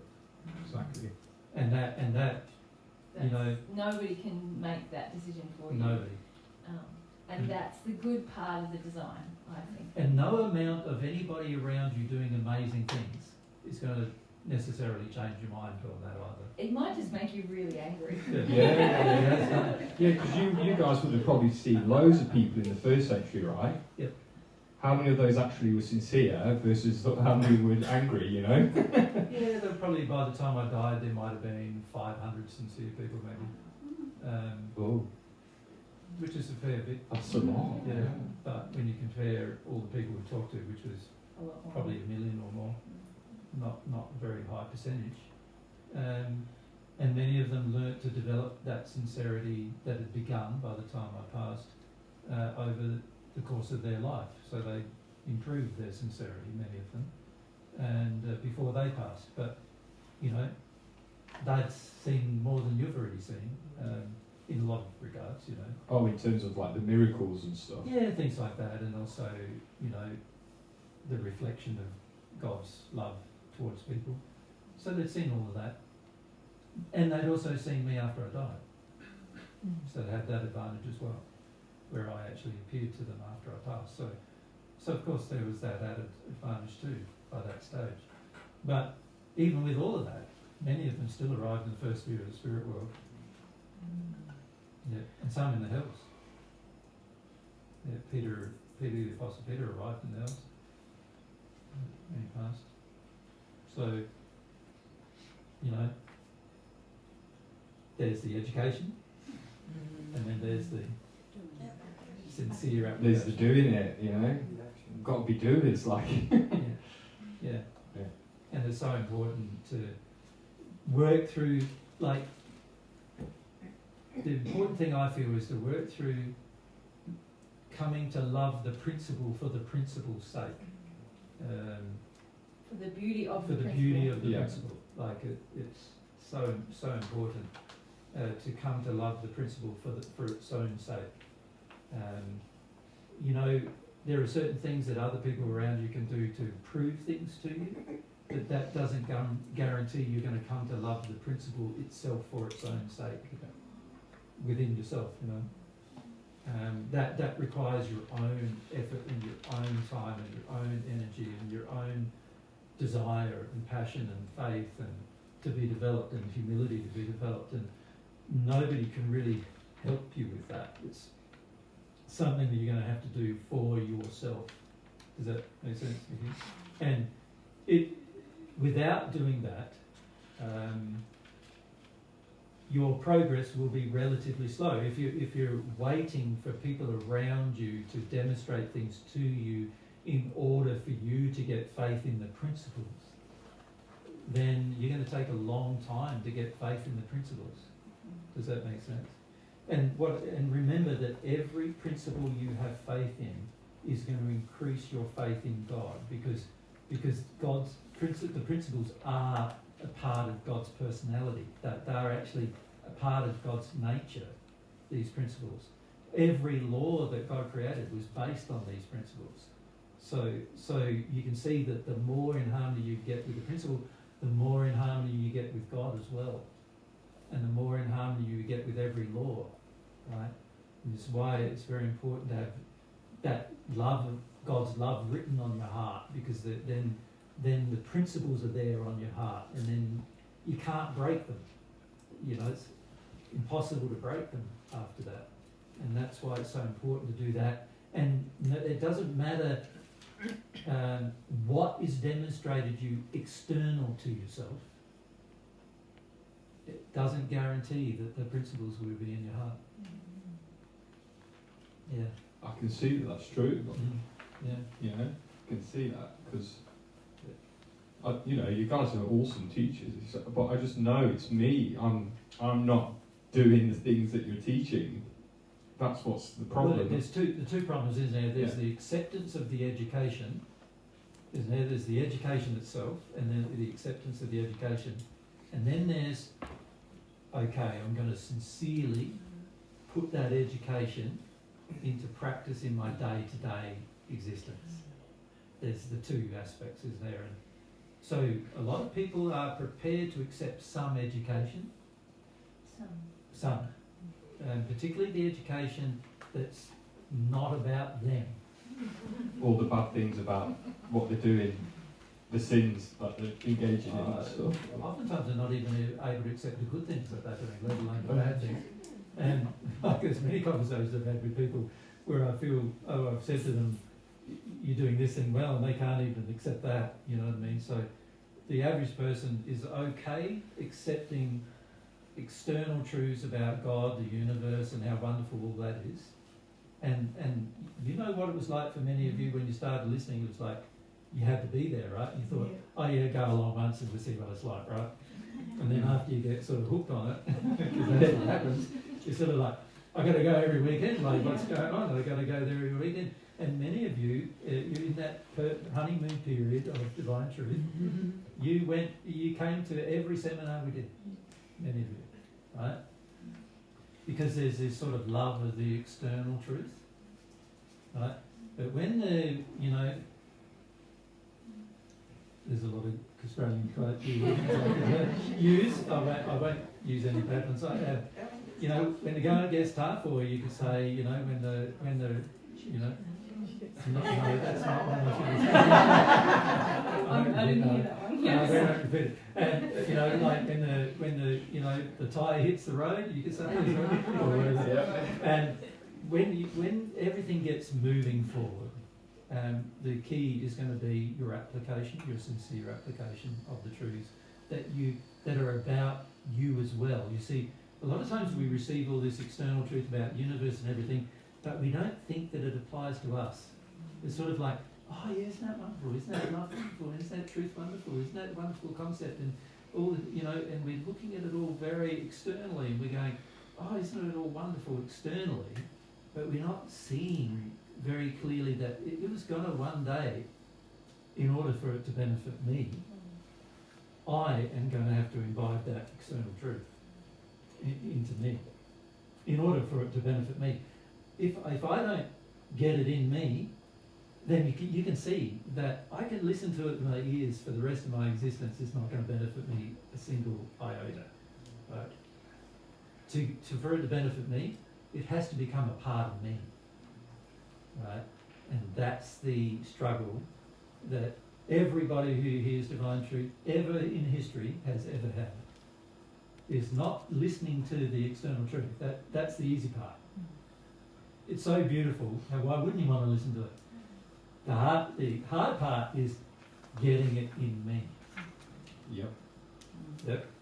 And that's the thing that takes time, and it takes energy and effort, and it takes diligence and sincerity, it takes faith and courage, and it takes a lot of things that are really good things to develop that most of us think are not good things. They're like good things to develop, you know, persistence and regularity, and all sorts of qualities you're going to have to develop in order for that to occur. And that confronting all the addictions as well. When Of course. you're developing persistence, you've got to give up. I want the easy thing. I want to do Correct. it. You know, you've got to give up all of that. Correct.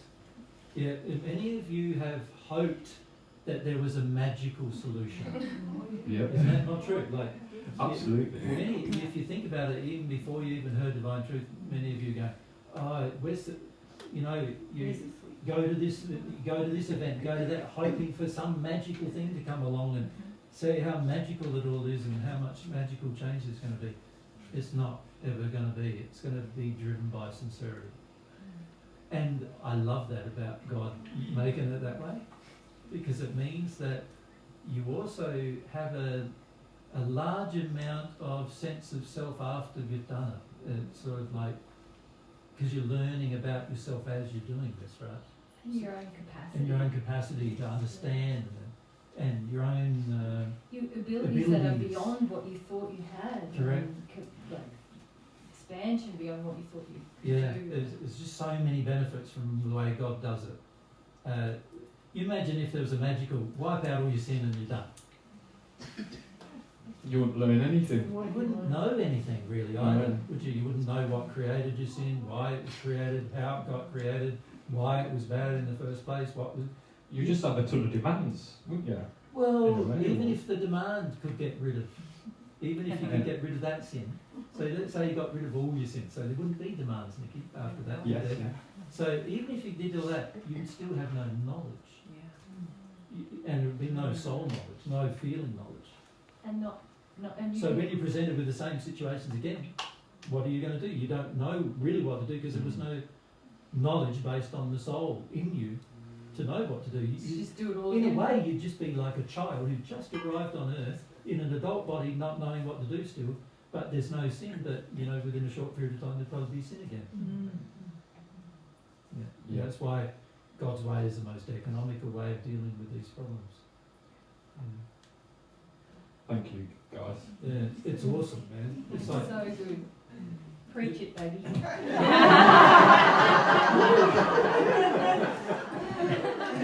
preach it, man.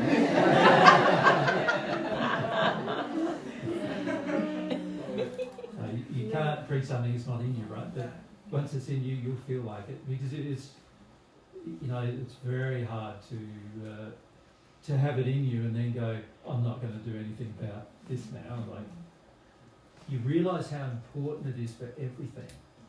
You know, I know many of you are yet to experience bliss in your life, but a part of bliss is having a feeling and it being satisfied at the very moment you had your feeling. Right? And that's only possible once you have the principles in your life, because every time you have the principles in your heart, you have a feeling that's in harmony with the principle. There's the way God's created the universe is every feeling you have in harmony with the principle creates a subsequent response from the universe itself to satisfy your feeling. Right? And that's part of the reason why our spirit friends in the celestial heavens experience bliss. Because it's like every desire they have is loving, and it's satisfied the moment they have it. Yeah, you're just fully breathing and living it, aren't you? At that point, it's like, it's everything. It's everything to you. Yeah, and you know, God's created an awesome universe, a playground. You know, it's just like full of very interesting, far more interesting than what's on Earth. You know. And it's full of interesting things, and the more you're able to experience of that, the more joy you're going to experience as well. And to have some faith in that while you're here. I know the earth you're looking at the moment, she's in a bit of a mess, right? Yeah. The people are in a mess, the earth's in a mess. Yeah. But that's only because of the unreality we created out of harmony with the principles. You know, we've created this altered reality. It's a you know, what we have on earth now is not how God designed the earth to be, and it's not how God designed it to function, because there's all the emotions of the individuals affecting its functioning, but it's not what God created it to be. And don't measure your future life by what's here, because it's very dangerous to do that, because this is what we see around us is a result of sin. It's not the It's result not of God's not what God creation. intended at all, is it? You know? No. Just like with us, like God's not intended we live like this with pain and suffering. That's right. That's not God's intention for you.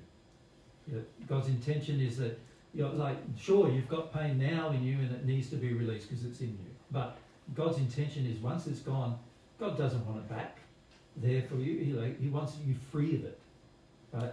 And for most people, and particularly most people on earth, there is no concept of what it would be like to be free of it. It's hard to believe that sometimes. Yeah. You know, like This when is a you part of so faith, much isn't pain, it's like Yeah, well, this is part of faith, developing the faith where you go, well, given God's nature, given God's personality, given God's character, why would not this be possible? Yeah. Why wouldn't it be possible? Yeah.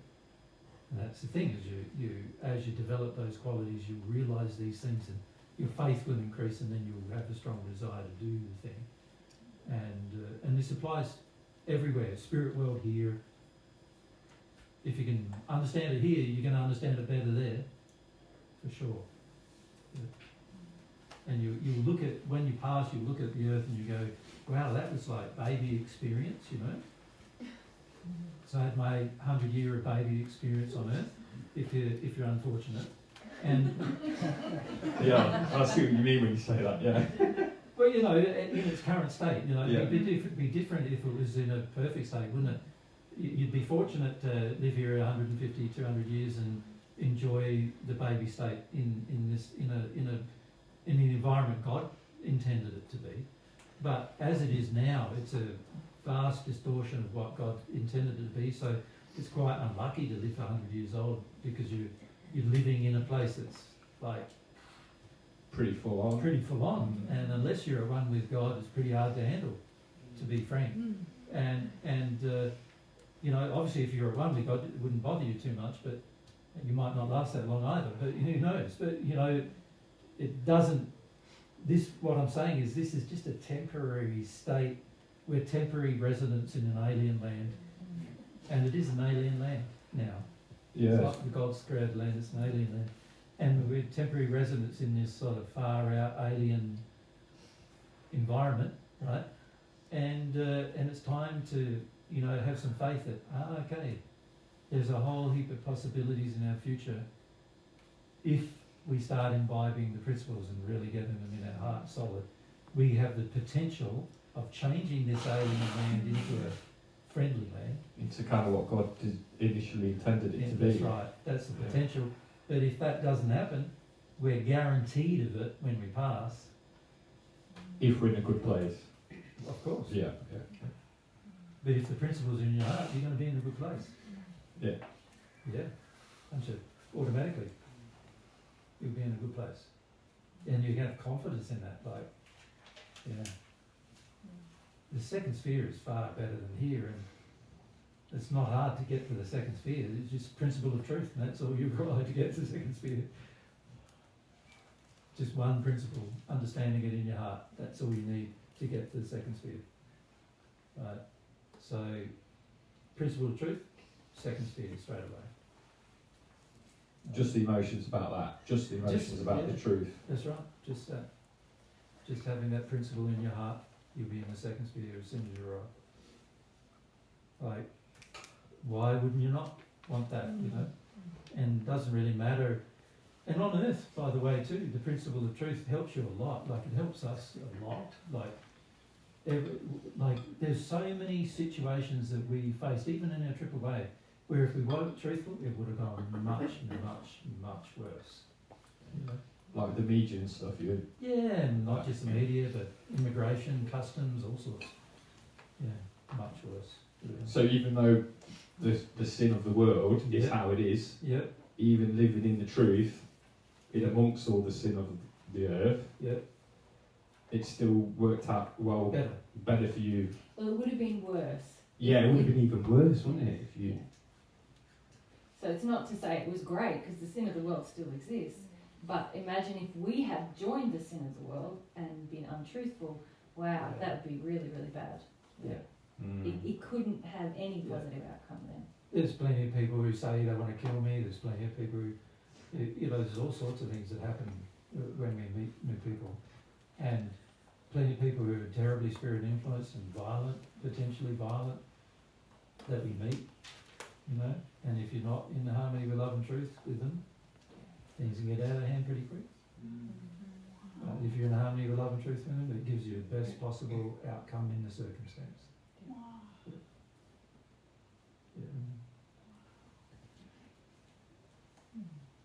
Thank you, guys. Yeah.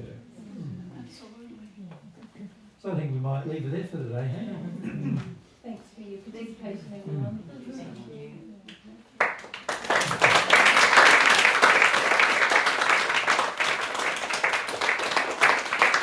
These discussions about the principles are good, eh?